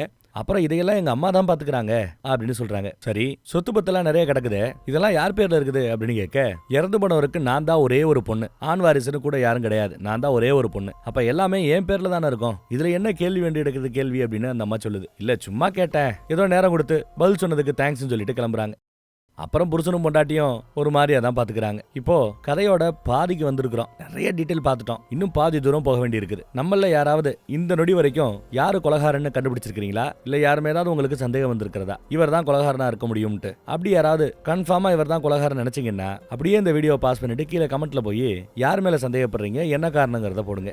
என்ன பொறுத்தளவுல இந்த நொடி வர இவர் மேல எனக்கு சந்தேகங்கிறாப்ல எனக்கு சந்தேகம் வரல. அந்த விசுவாசி அவன் ஏதோ தடயத்தை அழிக்க முயற்சி பண்ணாங்கிறது கன்ஃபார்ம். ஆனா கொலை பண்ணது யாருன்னு தெரியல. பாப்பா என்ன நடக்குதுன்னு இப்ப கண்ணி பண்ணுவோம். அப்புறம் அந்த பைக் மேட்டரை பத்தி கேட்க, கிட்டத்தட்ட 50,000 வண்டிகள் ஓடுது இந்த ஏரியால. நிறைய ஓனர்ஸையும் அவங்க விசாரணை பண்ணி பார்த்துட்டாங்க. அதுல 190 வண்டி இந்த ஏரியாலே இல்ல. மிச்சம் இருக்கிற அந்த 10 வண்டி % தான். அதாவது ஒரு 5000 வண்டி ஓனர்களை விசாரிச்சிருக்காங்க. அப்பயும் கூட உருப்படியா துப்பு கிடைக்கலங்கிறாப்ல. எனக்கு என்னமோ எதுவும் உருப்படியா இந்த ரூட்ல கிடைக்கிறாப்ல தெரியல, இந்த ரூட்டை கைவிட்டுலாங்கிறாங்க. 4 கோடி ரூபாய் கடை வச்சிருக்காரு. அப்ப பண பிரச்சனை இருக்குது, பண தேவை இருக்குதுன்னு தெரியுது. ஆனா பிசினஸ்ல நல்ல லாபம் வந்துட்டு இருக்கிறதா பொண்ணு சொல்றா. பிசினஸ்ல நல்ல பணம் வரும்போது ஏன் அவ்வளவு லோன் வாங்கணும், பணத்துக்காக ஏன் அவர் அலையணும், இப்படி கேள்வி எழுப்பிட்டு இருக்கும்போது இறந்து போனவரோட போன் சம்பந்தப்பட்ட ஃபாரன்சிக் ரிப்போர்ட் வந்துருச்சுன்னு ரிப்போர்ட்டை காட்டுறாங்க. தடவியல் ரிப்போர்ட். இறந்தவரோட போன்ல இருந்த 130 MB டேட்டா, அதை 8000 பக்கங்களை கொண்ட ஒரு PDF கொடுத்திருக்காங்க. 8000 பக்கங்களையும் இவங்க பார்த்திருக்காங்க பொறுமையா. பெருசா ஒன்னும் சந்தேகத்துக்கு இல்ல. ஆனா பேஜ் நம்பர் 2437ல அவர் இறக்குறதுக்கு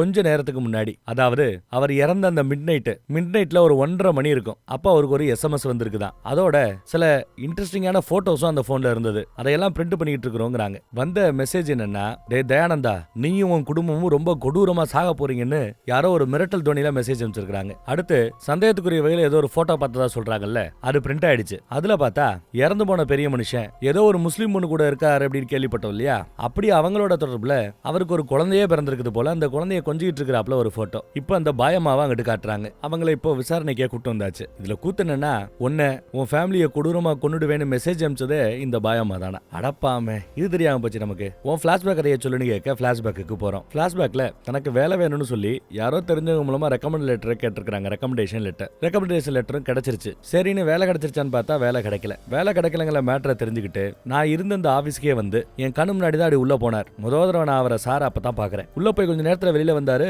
பின்னாடியே ஆஃபர் லெட்டர் வந்துருச்சு, வேலை கிடைச்சிருச்சு, கொடுத்துட்டாங்க அப்படிங்கிறாங்க. எனக்கு ரொம்ப சந்தோஷமா இருந்தது. தேங்க்ஸ் சொல்லலான்னு நான் அப்படியே பின்னாடியே போனேன். சிகரெட் அடிச்சுக்கிட்டு இருந்தாரு. உங்களை மாதிரி ஒரு மக்கள் பிரதிநிதி இப்படி பொதுவான இடத்துல சிகரெட் அடிச்சிட்டு இருக்கலாமா அப்படின்னு சிகரெட்டை பிடிங்கி கீழே போட்டு நசுக்கி போட்டு இந்த பொண்ணு போயிருக்கு. அது அவருக்கு பிடிச்சி போச்சு. அப்புறம் 2 பேரும் அடிக்கடி எப்படி இருக்கீங்க, என்ன இருக்குன்னு போன்ல பேசி பழக ஆரம்பிக்க, ஏதாவது நிகழ்ச்சிக்கு இவர் வர அவர் போகன்னு அப்படியே கொஞ்சம் பழக்கம் அதிகமாயிட்டே போகுது. என்னையே அறியாம நான் அவரை லவ் பண்ண ஆரம்பிச்சிட்டேன். அவர் என் கூட பேசுறது பழகுறதுல ஏதோ ஒரு ஃபீல் எனக்கு வந்தது. வயசு வித்தியாசம்லாம் நான் பார்க்கலங்கிறாங்க. திடீர்னு ஒரு நாள் கால் பண்ணி என்ன ரொம்ப பிடிச்சிருக்கணும், என்ன கல்யாணம் பண்ணிக்கிறேன்னு சொன்னாரு. நான் படிச்ச பொண்ணு, எனக்கும் சில கேள்விகள் இருக்கும்ல, கோவம் வந்தது. ஏன்னா அவர் ஆல்ரெடி கல்யாணம் ஆகி அவருக்கு ஒரு பொண்ணு இருக்கிறாங்கிறது எனக்கு தெரியும். அப்படி இருக்க என்ன எப்படி உங்களால கல்யாணம் பண்ணிக்க முடியும்னு நான் கேட்டேன் அப்படிங்கிறாங்க. அப்பதான் அவரு தனக்கும் தான் பொண்டாட்டிக்கு நடுவில் இருக்கிற அந்த தாம்பத்திய உறவு எப்பயோ நின்று போயிடுச்சுன்னு, அவளோட உடல் ஆரோக்கியத்துக்காக மட்டுமே ஏதோ பேருக்கு நான் புருஷனா இருக்கிறதாமோ ரிப்ளை பண்ணிருக்காரு போல. அவரு தன்னை சுத்தி இருக்கிறவங்க எல்லாருமே அவரவர்களோட சுயநலத்துக்காக மட்டுமே இருக்கிறதாகவும் தனக்காகவோ தன் நல்லதுக்காகவோ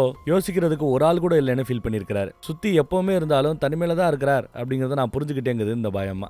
அவர் நிலைமையை பார்த்து பரிதாபப்படுறாப்ல. என்னதான் செட் ஆகலைன்னா கூட பொண்டாட்டியோட ஆரோக்கியத்துக்காக இத்தனை வருஷம் கூட இருக்கிறாருல, அது அவர் மேல இந்த மரியாதையை இன்னும் அதிகப்படுத்துது. இருந்தாலும் கல்யாணம் பண்ணிக்கிறியான்னு கேட்ட இடத்துல தான் எஸ்ன்னு சொல்லவே இல்லை. அதே மாதிரி அவரும் திரும்ப திரும்ப போன் பண்ணி என்னாச்சு என்ன ட்ரபிள் பண்ணவும் இல்லை, கஷ்டப்படுத்தவும் இல்லை, ஜென்டில்மேனா நடந்துகிட்டார். அப்புறம் கொஞ்சம் நாளைக்கு பிறகு அவருக்கு உடம்பு சரியில்லைன்னு கேள்விப்பட்டேன். அவருக்கு என்னாச்சுன்னு தெரிஞ்சுக்கிறதுக்காக பல விதத்துல ட்ரை பண்ணேன், பட் என்னால தெரிஞ்சுக்கவே முடியல. அப்புறம் ஒரு நாள் அவர் பேச முடியாத நிலைமையில கூட எனக்கு அவர் கால் பண்ணாரு. என்னாச்சு சார், நல்லா இருக்கீங்களா அப்படின்னு கேட்டிருக்காங்க. ஒன்னும் பிரச்சனை இல்லை, நல்லா தான் இருக்கிறேன்னு ஆறுதல் சொல்லியிருக்கிறாப்ல. ஆனாலும் உணர்ச்சி வசத்துல இந்த அம்மா அழுக ஆரம்பிச்சிருச்சு. அழுகாத டார்லிங், ஐ லவ் யூன்னு சொல்லியிருக்கிறாப்ல. பதிலுக்கு உணர்ச்சி வசத்துல இருந்த இவ அந்த இடத்துல தான் ஐ லவ் யூன்னு திரும்ப சொல்லியிருக்கிறா. எங்க வீட்டுக்கே வந்து என்ன கல்யாணம் பண்ணிக்கிறேன்னு என்னோட அப்பா அம்மாட்ட வந்து பேசினார். என்னதான் அந்த வயசு வித்தியாசம் இருக்குங்கிறத அவங்க புரிஞ்சுக்கிட்டாலும் ஒரு தயக்கம் இருந்தாலும் எவ்வளவு பெரிய மனுஷங்கிறதுனால அவரே வந்து கேட்டதுனால சரின்னு ஒத்துக்கிட்டாங்க. இவளுக்கும் சந்தோஷம் தான். அப்புறம் என் குடும்பத்துல இருக்க எல்லாரையுமே ஹைதராபாத்ல இருக்கிற ஒரு வீட்டுக்கு கூட்டிட்டு போனாராம். இவங்க சம்பிரதாயப்படி எல்லாம் செஞ்சு ப்ராப்பரா இஸ்லாம் மதத்துக்கு மதமும் மாறுறாரு. அவருக்கு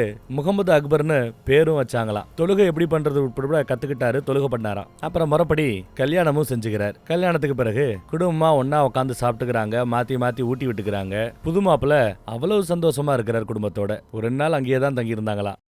அப்புறம் கிளம்பி வீட்டுக்கு வந்துட்டாங்க. இங்க ஊருக்கு எல்லா அரேஞ்ச்மெண்ட்டும் பண்ண பிறகு தான் சொந்த ஊருக்கு சொந்த வீட்டுக்கு கூட்டிட்டு போறேன்னு சொன்னாராம். அதுக்குள்ள ஆந்திராவை 2ஆ பிரிக்க கூடாதுங்கிற அந்த போராட்டத்துல கலந்துகிட்டாராம். உண்ணாவிரத போராட்டத்துல இருந்தாராம். நானும் அவர் கூட சேர்ந்து அந்த போராட்டத்துல கலந்துகிட்டேன். ஒருங்கிணைந்த ஆந்திரா தான் வேணும், இன்னொரு மாநிலமா அதை 2ஆ பிளக்க கூடாது அப்படின்னு போராட்டம் பண்ணும்போது போலீஸ் அரெஸ்ட் பண்ணி கூட்டிட்டு போகுது. போராட்டத்துல பின்னாடி இருந்து இவளும் போரானா இல்லையா, அதையெல்லாம் பார்த்து இம்ப்ரெஸ் ஆன அவரோட பொண்டாட்டி பேரு பாக்கியம்மா, பொண்ணு பேரு அனிதா. அவங்க இவளை வீட்டுக்கே கூப்பிட்டு புடவை எடுத்து கொடுத்து கூல்ட்ரிங்க்ஸ் எல்லாம் கொடுத்து மரியாதை செய்யறாங்க. அப்புறம் மெதுவா இவங்களை பத்தி கிசு வெளியில போக ஆரம்பிச்சிருச்சு. சரி முறைப்படி வீட்டுல சொல்லிடலாமேன்னு தான் பொண்டாட்டி பொண்ணுகிட்ட இந்த கல்யாண மேட்டரை பத்தி சொல்லிட்டாரு. உங்க வயசுக்கு ஏத்தாப்ல நடந்துட்டு இருக்கிறீங்கன்னு சத்தம் போடுது பொண்ணு. பாக்கியம்மா உட்காந்து அழுகுது. வீட்டுல பயங்கர சண்டை. எமோஷனலா அவரை பிளாக்மெயில் பண்ண ஆரம்பிச்சிடுறாங்க. நிறைய மன உளைச்சலுக்கு ஆளாயிட்டாரு. என்ன பண்ணணும்னு தெரியாம குடும்பமே சேர்ந்து பிளாக்மெயில் பண்ணதுனால என்னை விட்டு கொஞ்சம் கொஞ்சமா விலக முயற்சி பண்ணாருங்கிறாங்க. அப்போ உனக்கு கோவம் இல்லையான்னு கேட்டா, மனசுக்கு எவ்வளவு பாரமா இருந்தாலும் அவர் இருக்கிற அந்த இக்கட்டான சூழ்நிலையை புரிஞ்சுக்கிட்டு இவங்களும் மௌனமா இருக்க ஆரம்பிச்சிட்டாங்களா. அவர் வரும்போது வரட்டும்னு இருக்க ஆரம்பிச்சிட்டாங்களா.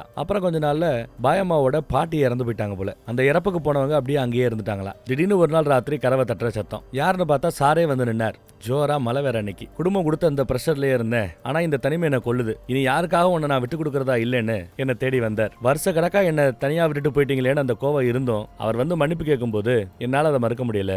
எங்களுக்கு பிறந்த குழந்தைய அவர்கிட்ட காட்டினேன், அவர் தான் பேர் வச்சாரு. குழந்தை வளர சில வருஷம் எங்க கூடயே தான் இருந்தார். அந்த சில வருடங்கள் தான் எங்க வாழ்க்கையோட வசந்த காலங்கிறாங்க. அதன் பிறகு எல்லாமே மாறி போச்சுங்கிறாங்க. 2017 எம்எல்ஏ எலெக்ஷன்ல அவர் தோத்து போயிட்டார். இல்ல தோக்க அடிச்சுட்டாங்கன்னு சொல்லலாம் அப்படிங்கிறாங்க. யாரு தோக்கடிச்சுதான் நினைக்கிறீங்க? தற்போதைய சிஎம். அவர் பேரு ஜீவன். ஒரு கால் உங்களோட தோல்விக்கு பின்னாடி ஜீவன் இருக்கிறதா நினைக்கிறீங்களா அப்படின்னு நான் கேட்டேன். சேச்சே, ஜீவன் என்னோட தோல்விக்கு பின்னாடி இருக்க வாய்ப்பே இல்லைன்னு ரொம்ப உறுதியா நம்பினாரு. உனக்கும் எனக்கும் பிறந்த அந்த பிள்ளைய விட எனக்கு ஜீவன் தான் முக்கியம்னு அவ்வளவு ஆணித்தரமா சொன்னாரு. சோ அவருக்கு ஜீவன் மேல சந்தேகமே இல்ல. ஆனா அந்த எலெக்ஷன்ல அவர் தோத்து போன பிறகு நிறைய பினான்சியலா ப்ராப்ளம் வர ஆரம்பிச்சது. வாரத்துக்கு 2 தடவை வந்து போயிட்டு இருந்தவர் மாசத்துக்கு ஒரு தடவைன்னு வருகையை குறைச்சிக்கிட்டார். ஏன்னா பினான்சியல் பிரச்சனை. மாசம் 30,000 ரூபாய் அனுப்பிச்சிட்டு இருந்தவர் திடீர்னு பணம் அனுப்புறதை நிப்பாட்டிட்டாராம். அதே சமயம் எங்களுக்கு ஒரு பையன் இருக்கிறாங்கிற அந்த விஷயம் மொத பொண்டாட்டி ஃபேமிலிக்கு தெரிஞ்சு போச்சு. அப்ப இருந்தே அவங்க எல்லா விதத்திலையும் அவரை கட்டுப்படுத்த ஆரம்பிச்சிட்டாங்க. இந்த செக்ல கையெழுத்து போடுற பவரை கூட அவர்கிட்ட இருந்து புடிங்கிட்டாங்க. எல்லா பினான்ஸ் சம்பந்தப்பட்ட விஷயத்திலையும் அவரை ஒதுக்க ஆரம்பிச்சிட்டாங்க.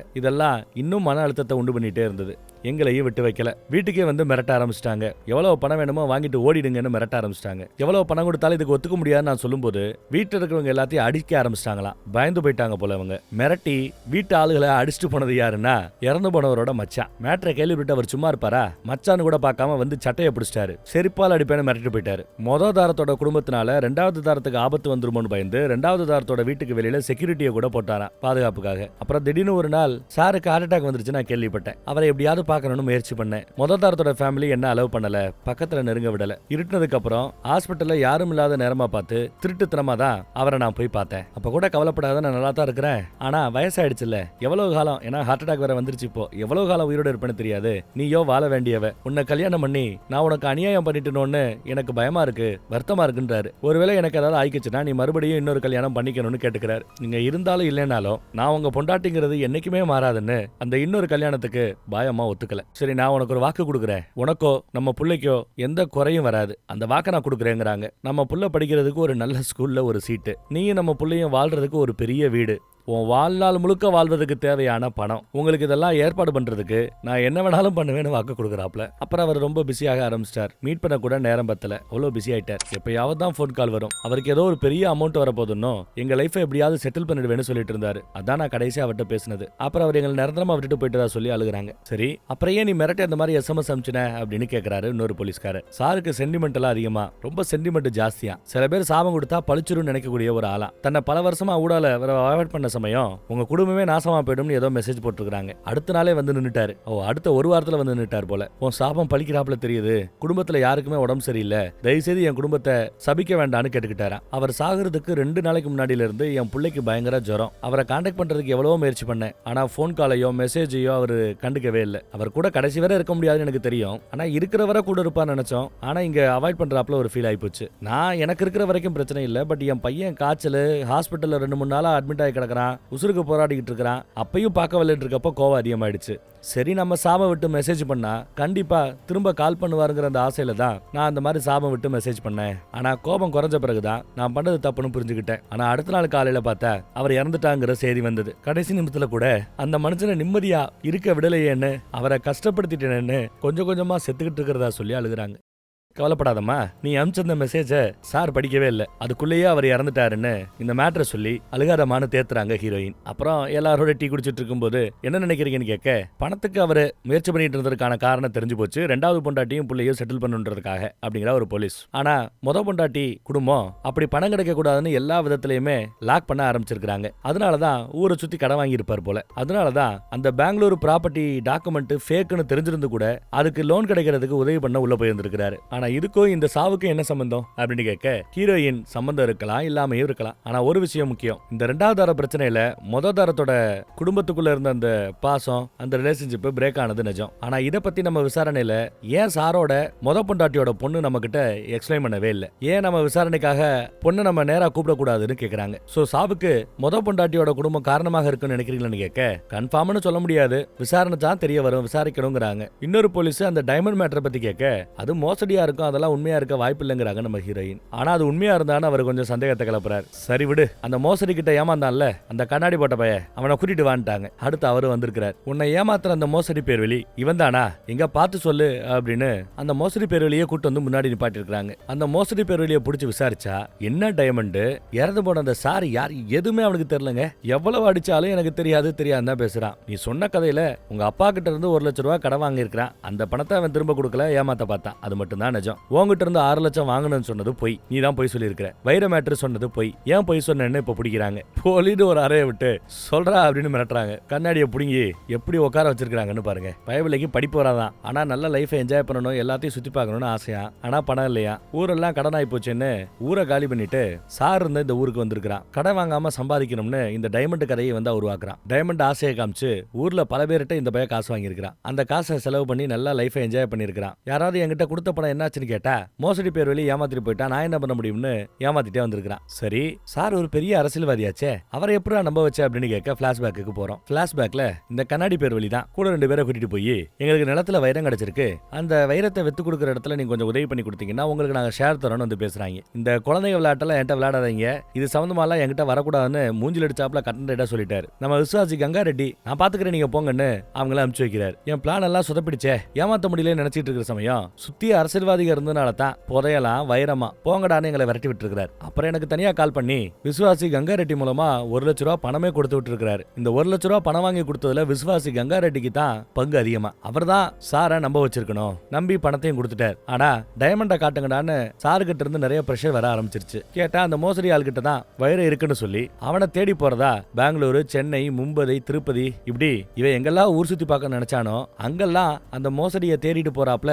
எல்லாம் யாரோட செலவு, நம்ம சாரோட செலவு. நல்லா சுத்தி பார்த்துட்டு இருந்திருக்கிறான். வெறுத்து போனவரு என்ன தேடி வீடு வர ஆரம்பிச்சிட்டார். அதனால வீட்டு பக்கம் நான் போறதில்ல நிப்பாட்டிக்கிட்டேன். கால் பண்ணுவாரு, காலை அவாய்ட் பண்ண ஆரம்பிச்சிட்டேன். ஆனாலும் டார்ச்சர் தாங்கலங்கிறதுனால மார்ச் 15ஆம் தேதி அவர்கிட்ட வாங்கின பணத்தை திரும்ப கொடுத்துலாம் நினைச்சிட்டு இருந்தேன். அப்பதான் அவர் இறந்து போன செய்தியை நான் டிவியில கேட்டேன். அவ்வளவுதான் எனக்கு தெரியும்னு பேசுறான். அப்பயும் அடிதான். அடி வாங்கினாலும் சத்தியமா எனக்கு தெரியாது, தெரிஞ்சதை சொல்லிட்டேங்கிறான். ஹீரோயினும் இவன் பயங்கரமான பிராடு பையலா இருக்கிறான், இவன் சொல்றதுல எல்லாம் எனக்கு நம்பிக்கை வர மாட்டேங்குது, எதுக்கு இவனை அப்சர்வேஷன்லயே வைங்கன்ட்டாங்க, கண்காணிப்புலயே இருக்கணுமா சொல்லிட்டாங்க. அப்புறம் கேஸ் சம்பந்தமா கெஸ்ட் ஹவுஸ்ல உட்காந்து ஃபைல்ஸை உருட்டிக்கிட்டு இருக்காங்க. இப்ப திடீர்னு யாருக்கோ போனை போட்டு சம்பவத்தன்னைக்கு காலையில இன்ஸ்பெக்டர் உங்ககிட்ட என்ன சொன்னாருன்னு ஏதோ விசாரிக்கிறாங்க. அப்புறம் டீம் கிட்ட அவங்க கண்டுபிடிச்ச விஷயத்தை போய் சொல்றாங்க. நமக்கு என்ன தேவை? ஒருத்தவங்களை சந்தேகப்படுவதற்கு ஒரு ஸ்ட்ராங்கான காரணம் தேவை, மோட்டிவ் தேவை. கோர்ட்ல நாம சொல்ற அந்த கதையும் கோர்ட்ல நிக்கக்கூடிய அளவுக்கு அந்த கதையும் இருக்கணும். சந்தேகப்படக்கூடிய ஒருத்தர், அவருக்கு ஒரு மோட்டிவ், பின்னாடி ஒரு கதை, இந்த 3 நமக்கு வேணும். சோ உங்களோட கெஸ் என்ன? இந்த 3ஐயும் உங்கள யார் கொடுக்க முடியும்னு கேட்க, நம்ம ராமு அவரு அந்த தூரத்து சொந்தமோ புவனேஸ்வரன் ஒருத்தர் கால அவங்க 2 பேரும் சேர்ந்து செஞ்சிருக்கலாம், கூலிப்படையை வச்சு கொலை பண்ணிருக்கலாம், அடுத்த நாள் காலையில வந்து கிரைம் சீனே நடக்காதபடி விசுவாசியை வச்சு எல்லாத்தையும் அழிச்சிருக்கலாம் அப்படின்னு கெஸ் பண்ணி சொல்றாரு. இன்னொருத்தவரை கேட்டா பொண்டாட்டியோட ஃபேமிலி இதை செஞ்சிருக்கலாம், இந்த மேட்டர் பப்ளிக் கிட்ட போயிடுச்சுன்னா அவமான ஒரு பக்கம், இல்ல சொத்து பாதியா பிரிஞ்சு போயிடுங்கிறது மறுபக்கம். சோ அவங்க பண்ணிருக்கலான்னு அவர் கெஸ் பண்ணி சொல்றாரு. அதே மாதிரி அந்த மருமக பையன் அவன் தான் லெட்டரை ஒளிய வைக்க சொல்லியிருப்பார். நீங்க சொல்றது கரெக்ட் தாங்க. நீங்க சொல்றபடி பார்த்தா ரொம்ப ஈஸி டார்கெட் அந்த பாயம்மா தான். பாயம்மாவை அசால்ட்டா போட்டு தள்ளிட்டு போயிட்டே இருக்கலாம், இருக்கிற அந்த இன்ஃபுளுன்ஸை வச்சு கேஸை ஒன்றும் இல்லாம பண்ணிருக்கலாம். அதை விட்டுவிட்டு இவ்வளவு பெரிய தலையை எப்படி கொலை முடிவு பண்ணிருப்பாங்க, எப்படி கொல்றதுக்கு முடிவு பண்ணிருப்பாங்க? வாய்ப்பு இல்லைங்கிறாங்க. ஸோ அந்த தேரி தப்புன்னு யோசிக்கிறாங்க. அப்புறம் 3வது ஒருத்தர் அவரை நிறைய கட்ட பஞ்சாயத்தும் பண்ணியிருக்கிறார், அதுல பாதிக்கப்பட்ட யாராவது ஒருத்தர் கூட பண்ணிருக்கலாமேங்கிறாங்க. மேபி, ஆனா அந்த வகையில நமக்கு சாலிடா ஒரு எவிடன்ஸ் கூட கிடைக்கல. ஸோ அதை ஒரு பக்கம் வைப்போம் யோசிப்போங்கிறாங்க. அப்புறம் 4வதா இந்த கண்ணாடி போட்ட பையன், இந்த வைர மேட்ரு அவன் ஏன் பண்ணிருக்க கூடாதுன்னு கேட்க, அவனுக்கு இருந்த பிரஷர் என்ன, பணத்தை திரும்ப கொடுக்கணுங்கிறது தான். ஒரு காலம் அவன் இந்த கொலையை பண்ணிக்கிறதா இருந்தா தனியால் அதை பண்ண வாய்ப்பே இல்லை, ஹெல்ப் பண்ணிருக்கணும் யாராவது. இந்த ஆங்கிலையும் நம்ம கொஞ்சம் விசாரணை பண்ணி ஆகணுங்கிறாங்க. அப்புறம் இப்ப சந்தேகத்துல இருந்து யாரெல்லாம் விடுவிக்கலான்னு யோசிக்கிறாங்க. இன்னும் சில விஷயங்களை சில பேருக்கு கால் பண்ணியோ இன்ஸ்பெக்டர் பேசியோ இன்னும் சில பேர்ட்ட பேசி சில மேட்டர்ஸை தெரியப்படுத்துறாங்க. அது என்ன விஷயம்னா, அந்த தூரத்து சொந்தம்னு ஒருத்தர் இருக்கிறார்ல, அவர் எந்த இடத்துலயும் தான் வாயை திறந்து இருக்கிற வீட்டை கிளீன் பண்ணுங்கன்னு அங்க பேசவே இல்லை. சொல்ல போனா அந்த கிளீனிங் ஒர்க் எல்லாம் நடக்கும்போது அவர் தோட்டத்து பக்கம் போய் போன்ல தான் பேசிட்டு இருந்திருக்காரு. சோ அவர் அதை கிளீன் பண்ண சொல்லல. அப்புறம் அந்த பூஷன் ரெட்டின்னு ஒருத்தவர் கதவை சாத்த சொல்லிட்டு உள்ள இருக்கிற எல்லாத்தையும் கிளீன் பண்ண சொன்னதா இன்ஸ்பெக்டர் ஆக்சுவலா போய் சொல்லியிருப்பார். கதவை சாத்த சொன்னது நிஜம், அறவரையா அவர் கேட்டிருக்கிறார். ஆனா பூஷன் ரெட்டி கதவை சாத்த சொன்னதுக்கு காரணம் சும்மா நிறைய பேர் பாக்குறேன்னு தேவையில்லாம உள்ள வந்துட்டு போயிட்டு இருந்தாங்க. அப்படி அடிக்கடி யாரும் உள்ள வரக்கூடாது போகக்கூடாதுன்றதுக்காக தான் கதவை சாத்த சொல்லியிருக்கிறார். அது மட்டும் இல்ல, தலையில வெட்டுக்காயம் இருக்குன்ற மேட்டரை கேள்விப்பட்டு உள்ள வந்ததுமே போன்ல எவனோ பேசிட்டே இருப்பான். யாரு, மருமக புள்ளன்னு நினைக்கிறேன். மருமக புள்ள பேசிட்டு இருக்கும்போது பிஏ கிட்ட இருந்து போனை புடுங்கி, யோ பின்னந்தலையில வெட்டுப்பட்டு இருக்குதான், இது ஏதோ ஹார்ட் அட்டாக் மாதிரி தெரியல, கொலை தான், போலீஸ் விசாரிக்கணும், அவ்வளவுதான் அப்படின்னு போன் பேசிட்டு போனை கட் பண்ணிட்டு ஆம்புலன்ஸ் கேஸ்ன்னு கொண்டு போனதே அந்த பூஷன் ரெட்டி தானே. இந்த உண்மையெல்லாம் இப்பதான் தெரிய வருது. சோ அவங்க 2 பேருக்கும் ஆதாரத்தை அளிக்கணும்ன்ற மோட்டிவே கிடையாது, இதை இயற்கை மரணம்னு காட்ட வேண்டிய அவசியமே கிடையாது, அவங்கள சந்தேகத்தின் பிடியிலிருந்து விட்டுறலாங்கிறாங்க நம்ம ஹீரோயின். அப்புறம் தேர்தல் பிரச்சாரத்துக்கு அந்த ஏரியா கட்சி நிர்வாகி ஒருத்தவரை கூட்டிட்டு போயிருப்பார் போல. அந்த நிர்வாகியை வர சொல்லி அடுத்து பேசுறாங்க. தேர்தல் பிரச்சாரம் அந்த டைம்ல பண்ணிட்டு இருந்தார்ல, யாருக்காக தேர்தல் பிரச்சாரம் பண்ண போனார், எந்த வேட்பாளரை ஆதரிச்சு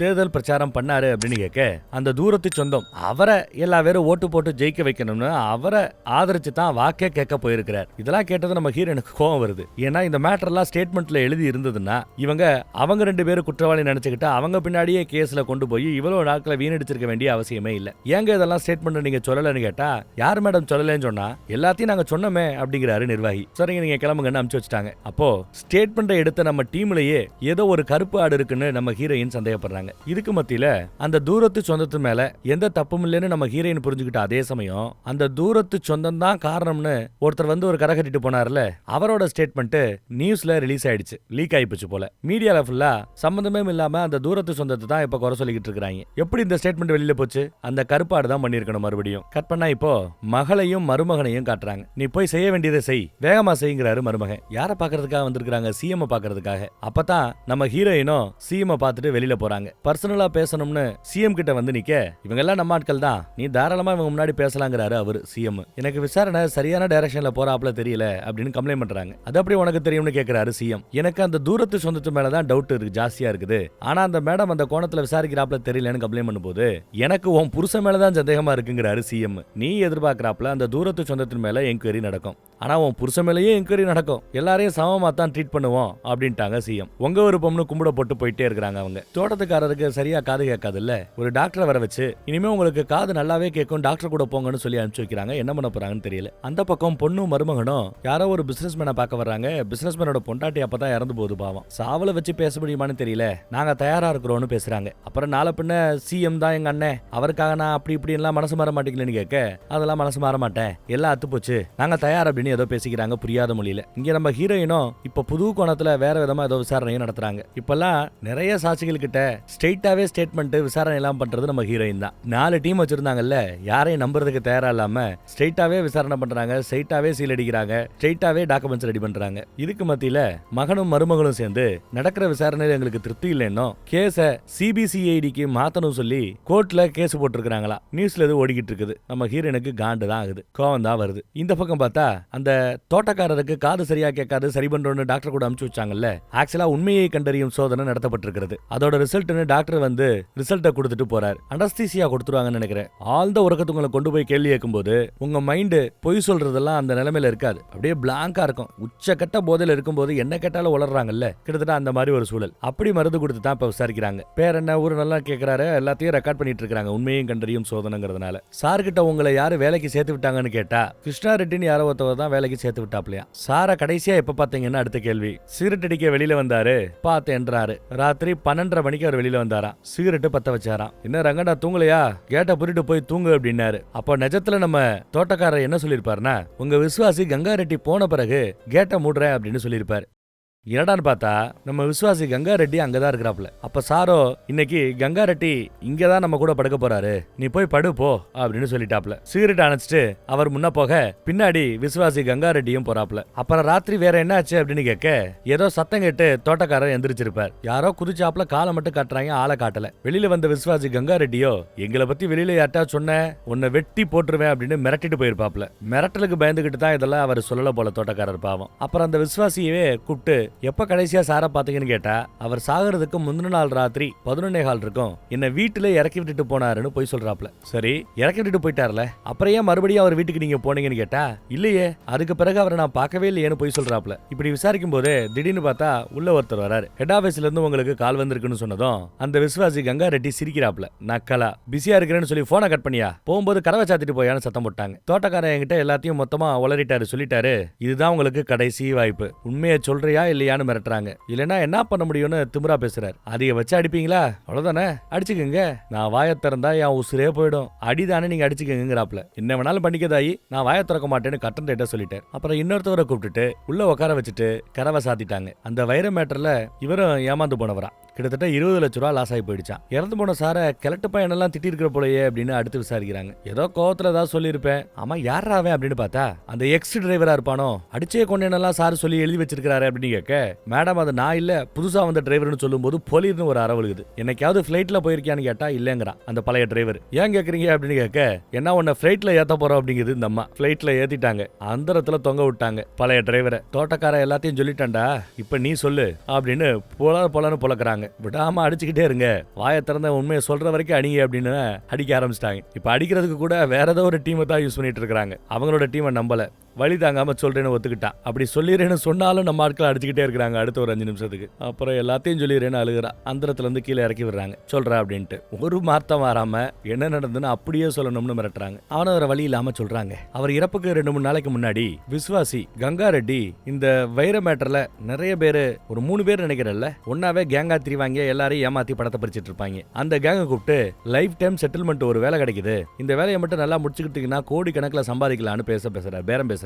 என்ன வேலை அப்படின்னு பார்த்தா சார கொல்ற வேலை. அந்த வேலையை தாராளமா பண்றோம்னு அவங்களும் ஒத்துக்கிறாங்க. அதுக்கு நிறைய கோடி கணக்குல விசுவாசிக்கு பணம் கிடைக்குது. அதுல இவங்களுக்கு கொடுக்கறதா சொன்னா அந்த 1 கோடி ரூபாய் பணத்தை முன்னாடியே கொண்டு வந்து கொடுக்குறாரு. சரி பணமும் கிடைக்குது, எதிர்பார்க்கிற வாழ்க்கை கிடைக்குது, இவங்களும் கொலை பண்றதுக்கு ஒத்துக்கிட்டாங்க. அவர் வீட்டுக்கு பக்கத்துல ஏதோ ஒரு நாய் இருக்குது, அதனால அன்னைக்கு பிரச்சனை வந்துடக்கூடாதுன்னு முந்தின நாளே அந்த நாயை வண்டி விட்டு ஏத்தி கொள்றான் அந்த வைரங்க. அப்புறம் ரொம்ப தூரம் தள்ளி வேற ஒரு ஊர்ல போய் கொலை பண்றதுக்காக ஒரு கோடாரியை வாங்கிக்கிறாங்க. அப்புறம் சாரோட வீட்டுக்கு பக்கத்துல இருக்கிற கிரவுண்டுல அன்னைக்கு ராத்திரி வரைக்கும் நல்லா சரக்கடிக்கிறாங்க. அவர் வண்டி உள்ள வந்து இறங்குறது, வண்டி நிக்குது, உள்ள ஆட்கள் இறங்கி போறாங்க. இதெல்லாம் தெரிஞ்சுக்கிட்ட பிறகு காம்பவுண்ட் சுவரை எகிரி உள்ள குதிக்கிறாங்க. இவ்வளவு வரைக்கும் தான் பேசினதை நமக்கு காட்டுறாங்க. அப்புறம் பேசினதை நமக்கு காட்டல. அந்த கோடாரி எங்க கிடக்குதுன்னு இந்த அம்மா விசாரிக்க ஏதோ ஒரு பாலத்துக்கு அடியில தான் அந்த கோடாரி கிடக்குதுன்னு அவன் சொல்லிட்டான் போல. அந்த பாலத்துக்கு கீழே கோடாரியை தேடுறதுக்கான வேலை ரொம்ப மும்முரமா நடந்துட்டு இருக்குது. அந்நேரமா பார்த்து நீங்க உடனே வந்தாகணும், ஹெட் குவார்டர்ஸ்ல இருந்து பிரஷர் கேஸ் அப்படியே நிப்பாட்டிட்டு வாங்கன்னு உத்தரவு போட்டுருக்காங்கன்னு சொன்னது வேற வழி இல்லாம இவ்வளவு ஹெட் குவார்டருக்கு வர மேலதிகாரி சத்தம் போடுறாரு. கேஸை நீயா தனியால எடுத்து நடத்துறியா?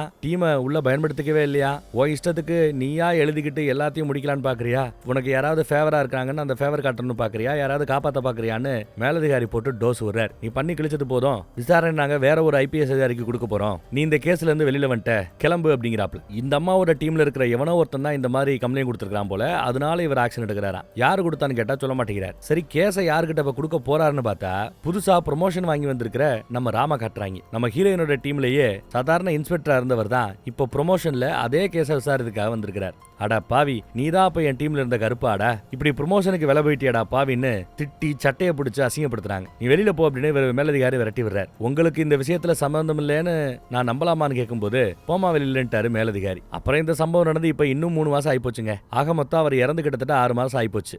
நியூஸ்ல பார்த்தா கொலை பண்ணது புது டிரைவர் இல்ல, பழைய டிரைவர். கூடவே கொலை பண்ண அந்த கொலைகாரங்களோட பேர் இதுதான் அப்படின்னு ஏதோ சொல்ல வரும்போது நம்ம ஹீரோயினோட புருஷன் தான் நினைக்கிறேன், இதையே பாத்துக்கிட்டு இருந்தா எப்படின்னு சொல்லி டிவியை ஆஃப் பண்ணி போட்டுறாரு. எந்த அரசியல்வாதிகள்லாம் அந்த லிஸ்ட்ல இருக்காங்க, கொலைகார லிஸ்ட்ல இருக்காங்கன்னு ஏதோ பேசிட்டு இருக்கும்போது காலை கட் பண்ணி விட்டாரு. சரி டிவி ஆஃப் பண்ணி விட்டாரு. ஓ இவன் தான் அந்த விஷால், அடிக்கடி போன்ல பேசுவான்ல, கோர்ட்டுக்கு வரலையான்னு கேட்பான்ல அந்த விஷால். எனக்கு ஒரு முடிவு தெரிஞ்சாகணும், அது வரைக்கும் நிம்மதி இல்லைன்னு வருத்தப்பட்டு பேசிட்டு இருக்கும்போது ஏதோ கதவை தட்டுற சத்தம். அதுவும் இந்நேரத்துலயான்னு கதவை திறக்கிறாங்க. வெளியில பார்த்தா பிஏவும் வேலைக்கார அம்மாவோட பையனும் வந்து நிக்கிறாங்க. நீங்க என்ன இங்க அப்படின்னு விசாரிக்க எதுக்கு வந்திருக்கிறாருன்னா புலம்பி தள்ளுறாரு. பிள்ளைங்க முன்னாடியே என்ன அடின்னு அடிக்கிறாங்க, நான் சொன்னதெல்லாம் உங்ககிட்ட சொன்னதெல்லாம் நிஜம், ஆனா அவங்க எதிர்பார்க்கிற பதில சொல்லணும்னு என்ன அடிக்கிறாங்க. எந்த குடும்பத்துக்காக விசுவாசமா இவ்வளவு காலமா வேலை பார்த்தோமோ அந்த குடும்பமே எங்களை நெருக்குது, எங்க போய் சொல்றது எங்க போய் புலம்புறதுன்னு தெரியாம இங்க வந்து நிக்கிறேங்கிறாரு பிஏ. இறந்து போன சாரோட மருமக பையன் அவன் தான். பாரு புதுசா இந்த கேஸ விசாரிக்கிறாருல ராமு, அவர் என்ன சொல்றாரோ அதுல கையெழுத்து போடு, என்ன சொல்லி கொடுக்குறாரோ அதை நீ சொல்லு, அப்படி பண்ணேன்னா உனக்கு நல்லது, இல்ல உனக்கு தான் ஆபத்து அப்படின்னு சொல்லி மிரட்டுறாரு மருமகன். ஆனாலும் நம்மால இல்ல நான் கரெக்டா தான் இருப்பேன், உண்மையை தான் சொல்லுவேங்கிறாப்ல. அப்போ மக வேற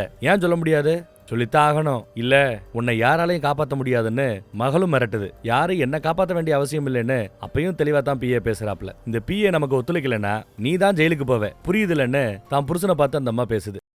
இது ஒரு புதக்குழின்னு தெரிஞ்சுமே உள்ள போனது ஏன் தப்பு தான். ஒரு அடி மேல வர்றான்னு பார்த்தா 4 அடி கீழே போறோன்னு புலம்பிட்டு இருக்காங்க. கட்டணவனை காப்பாத்துறதுக்காக பெத்த அப்பனுக்கே துரோகம் பண்ண வேண்டியதாகி போச்சேன்னு மக புலம்பிட்டு இருக்குது. அதெல்லாம் கேட்டுட்டு தான் வெளியில வந்திருப்பாப்ல. அன்னைக்கு அந்த அம்மா ஏன் இப்படி பேசுனாங்கன்னு இப்போ வரைக்கும் எனக்கு புரியல. நீங்க இந்த கேஸை விட்டு வெளியில வந்த பிறகு என்னென்னமோ நடந்து போச்சு. என்ன மாதிரி பல பேரை பயமுறுத்தியோ லஞ்சம் கொடுத்தோ இஷ்டத்துக்கு வேண்டியதை எழுதி வாங்குறாங்க. அந்த பழைய டிரைவர் ஒரு காலத்துல எப்படி பம்மிட்டு திரிவான், அவ இப்ப இந்த ஊரையே தான் கட்டி ஆடுறாப்ல பயங்கர பந்தாவா திரியிறான். கவர்மெண்ட் அந்த பழைய டிரைவருக்கு இஜெட் கேட்டகரி பாதுகாப்பு கொடுத்துருக்குதான். அவன் வாழ்க்கையில நினைச்சு கூட பார்க்க முடியாத எவ்வளவு விஷயங்கள் அவன் காலடியில இப்ப கிடக்குதான். புதுசா ஒரு பெரிய பங்களாவே கட்டுறானா. இறந்து போன சாரோட அந்த மரணத்தை வச்சு அவன் மேல ஒரு பெரிய கோட்டையே கட்டிட்டு இருக்கிறான் மேடம்னு கம்ப்ளைண்ட் பண்ணிட்டு இருக்கிறாப்ல. ஒரு கொலைகாரன் நம்ம கண்ணு முன்னாடி ஹீரோ மாதிரி தெரிஞ்சிட்டு இருக்கிறத பார்த்துட்டு சத்தியத்துக்கு கட்டுப்பட்டு இருக்கிற என்ன மாதிரி ஆட்கள் எதுவும் பண்ண முடியாம ஒதுங்கி நிக்கிறோம். தலை நிமிர்ந்து நடக்க வேண்டிய உண்மை இங்க தலை குனிஞ்சு கிடக்குதுன்னு வருத்தப்படுறாரு. வெளியில இருக்கிறது அந்த வேலைக்காரமாவோட பையன். அவன் வெளியில நிக்கிறான். உள்ள வர சொல்லுங்கன்னு கூப்பிட்டா இல்ல வரமாட்டான், பெரிய ஆட்களோட வீட்டுக்குள்ள போறதுக்கே பயப்படுறான். ஒரு முறை தெரியாதனமா அன்னைக்கு உள்ள வந்ததுக்கே இவனை ஜெயில போட்டு அடிச்சு அவங்க அப்பா சாவுக்கு கூட வர முடியாத ரேஞ்சுக்கு ஆயிப்போச்சுன்னு இப்பெல்லாம் ரொம்ப பயப்படுறான்னு சொல்லி வருத்தப்படுறாரு. லெட்டரை மறைச்சு வையின்னு சொன்னது மருமகன். சொன்னதை நாங்க செஞ்சோம், எங்களை குற்றவாளியாக்க பாக்குறாங்க, ஆனா சொல்ல சொன்ன மருமகனை ஒண்ணும் செய்ய மாட்டாங்களாக்கும் அப்படின்னு கேட்கிறார். அவரோட மரணத்துக்கு பின்னாடி இருக்கிற என்னென்ன ரகசியம்லாம் எனக்கு தெரியாதுங்க, ஆனா அதை எப்படியாவது கண்டுபிடிங்க, ஆடிக்கிட்டு இருக்கிற அநியாயத்தை தடுத்து நிறுத்துங்கன்னு கும்பிட போட்டு உண்மை வெளியில கிளம்பிடுச்சு. நீங்க என் மேல வச்சிருந்த நம்பிக்கையை நான் முழுசா காப்பாத்துறேன்னா என்னன்னு தெரியல, பட் அதுக்குள்ள என்ன டிரான்ஸ்பர் அது இதுன்னு என்னமா ஆயிப்போச்சு.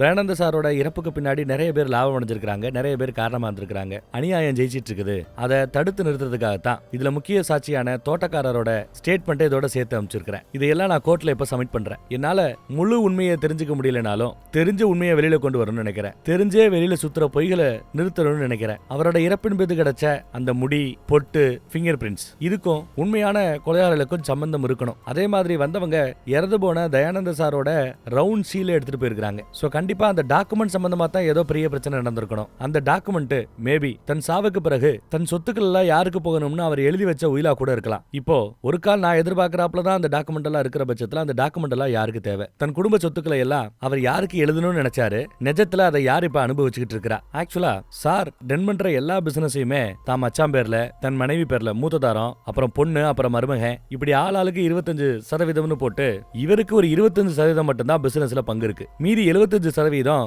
அந்த மொத தாரத்தோட குடும்பத்தை சுத்தி தான் பங்கு இருக்குது. தன்னோட அந்த 25% பங்குகளை தான் 2வது சம்சாரத்தோட பாயம்மாவோட பையனுக்கு தான் எழுதி வைக்கணும்னு அவரோட நினைப்பு. ஆனா அவன் சின்ன பையனா இருக்கிறதுனால அவன் வளர்ந்து ஒரு ஆளாகிற வரைக்கும் அந்த சொத்துக்களை பாயம்மாவோட தம்பி அவன் பேர்ல எழுதி வைக்கிறதா ஏற்கனவே சொல்லியிருந்தாராம். மேபி சொன்னபடி அவர் செஞ்சிருந்தா அந்த உயில அவங்க அந்த மொத தாரத்தோட குடும்பம் எடுத்துட்டு போயிருக்கணும். ஒரு லெட்டரை ஒளிய வச்சதுக்காக பிஏவையும் அந்த வேலைக்காரம்மாவோட பையனையும் எவ்வளவு பழி வாங்குது இந்த அரசாங்கம் போலீஸ். அப்படி இருக்கையில உயிலையே அவங்க எடுத்துட்டு போயிருக்காங்கன்னா அவங்களுக்கு அப்ப எவ்வளவு பெரிய தண்டனை கொடுக்கணும். அதே மாதிரி அந்த லெட்டரை மறைச்சு வைக்க சொன்னது யாரு? மருமக புள்ள. அந்த மருமக புள்ளைய மட்டும் ஏன் விசாரணைக்கு கூட கூப்பிடல? இந்த கேஸ பொறுத்தளவுல நேர்முகமாவோ இல்ல மறைமுகமாவோ மருமக புள்ள மேலதான் எனக்கு சந்தேகம். அவரை யார் கொண்டாங்கிற கேள்வியை விட எதுக்காக கொண்டாங்கிற கேள்விதான் முக்கியம். இந்த கேள்விக்கான விடையை நீங்க தேடி போனீங்கன்னா உண்மையான கொலைகாரனை கண்டுபிடிக்க முடியும். நான் விட்டுட்டு போற இந்த பாதி உண்மையை முழு உண்மையாக்க வேண்டியது நீங்க தான். முழு உண்மையை தேட வேண்டியது நீ உங்க பொறுப்புன்னு முதலமைச்சர் கிட்ட போய் லெட்டர் கொடுத்துட்டு வந்துட்டா. இப்ப கட் பண்ணி பிளாஷ்பேக்கு வரோம். நிஜத்துல என்ன நடந்ததுன்னு காட்டுறாங்க. விசுவாசி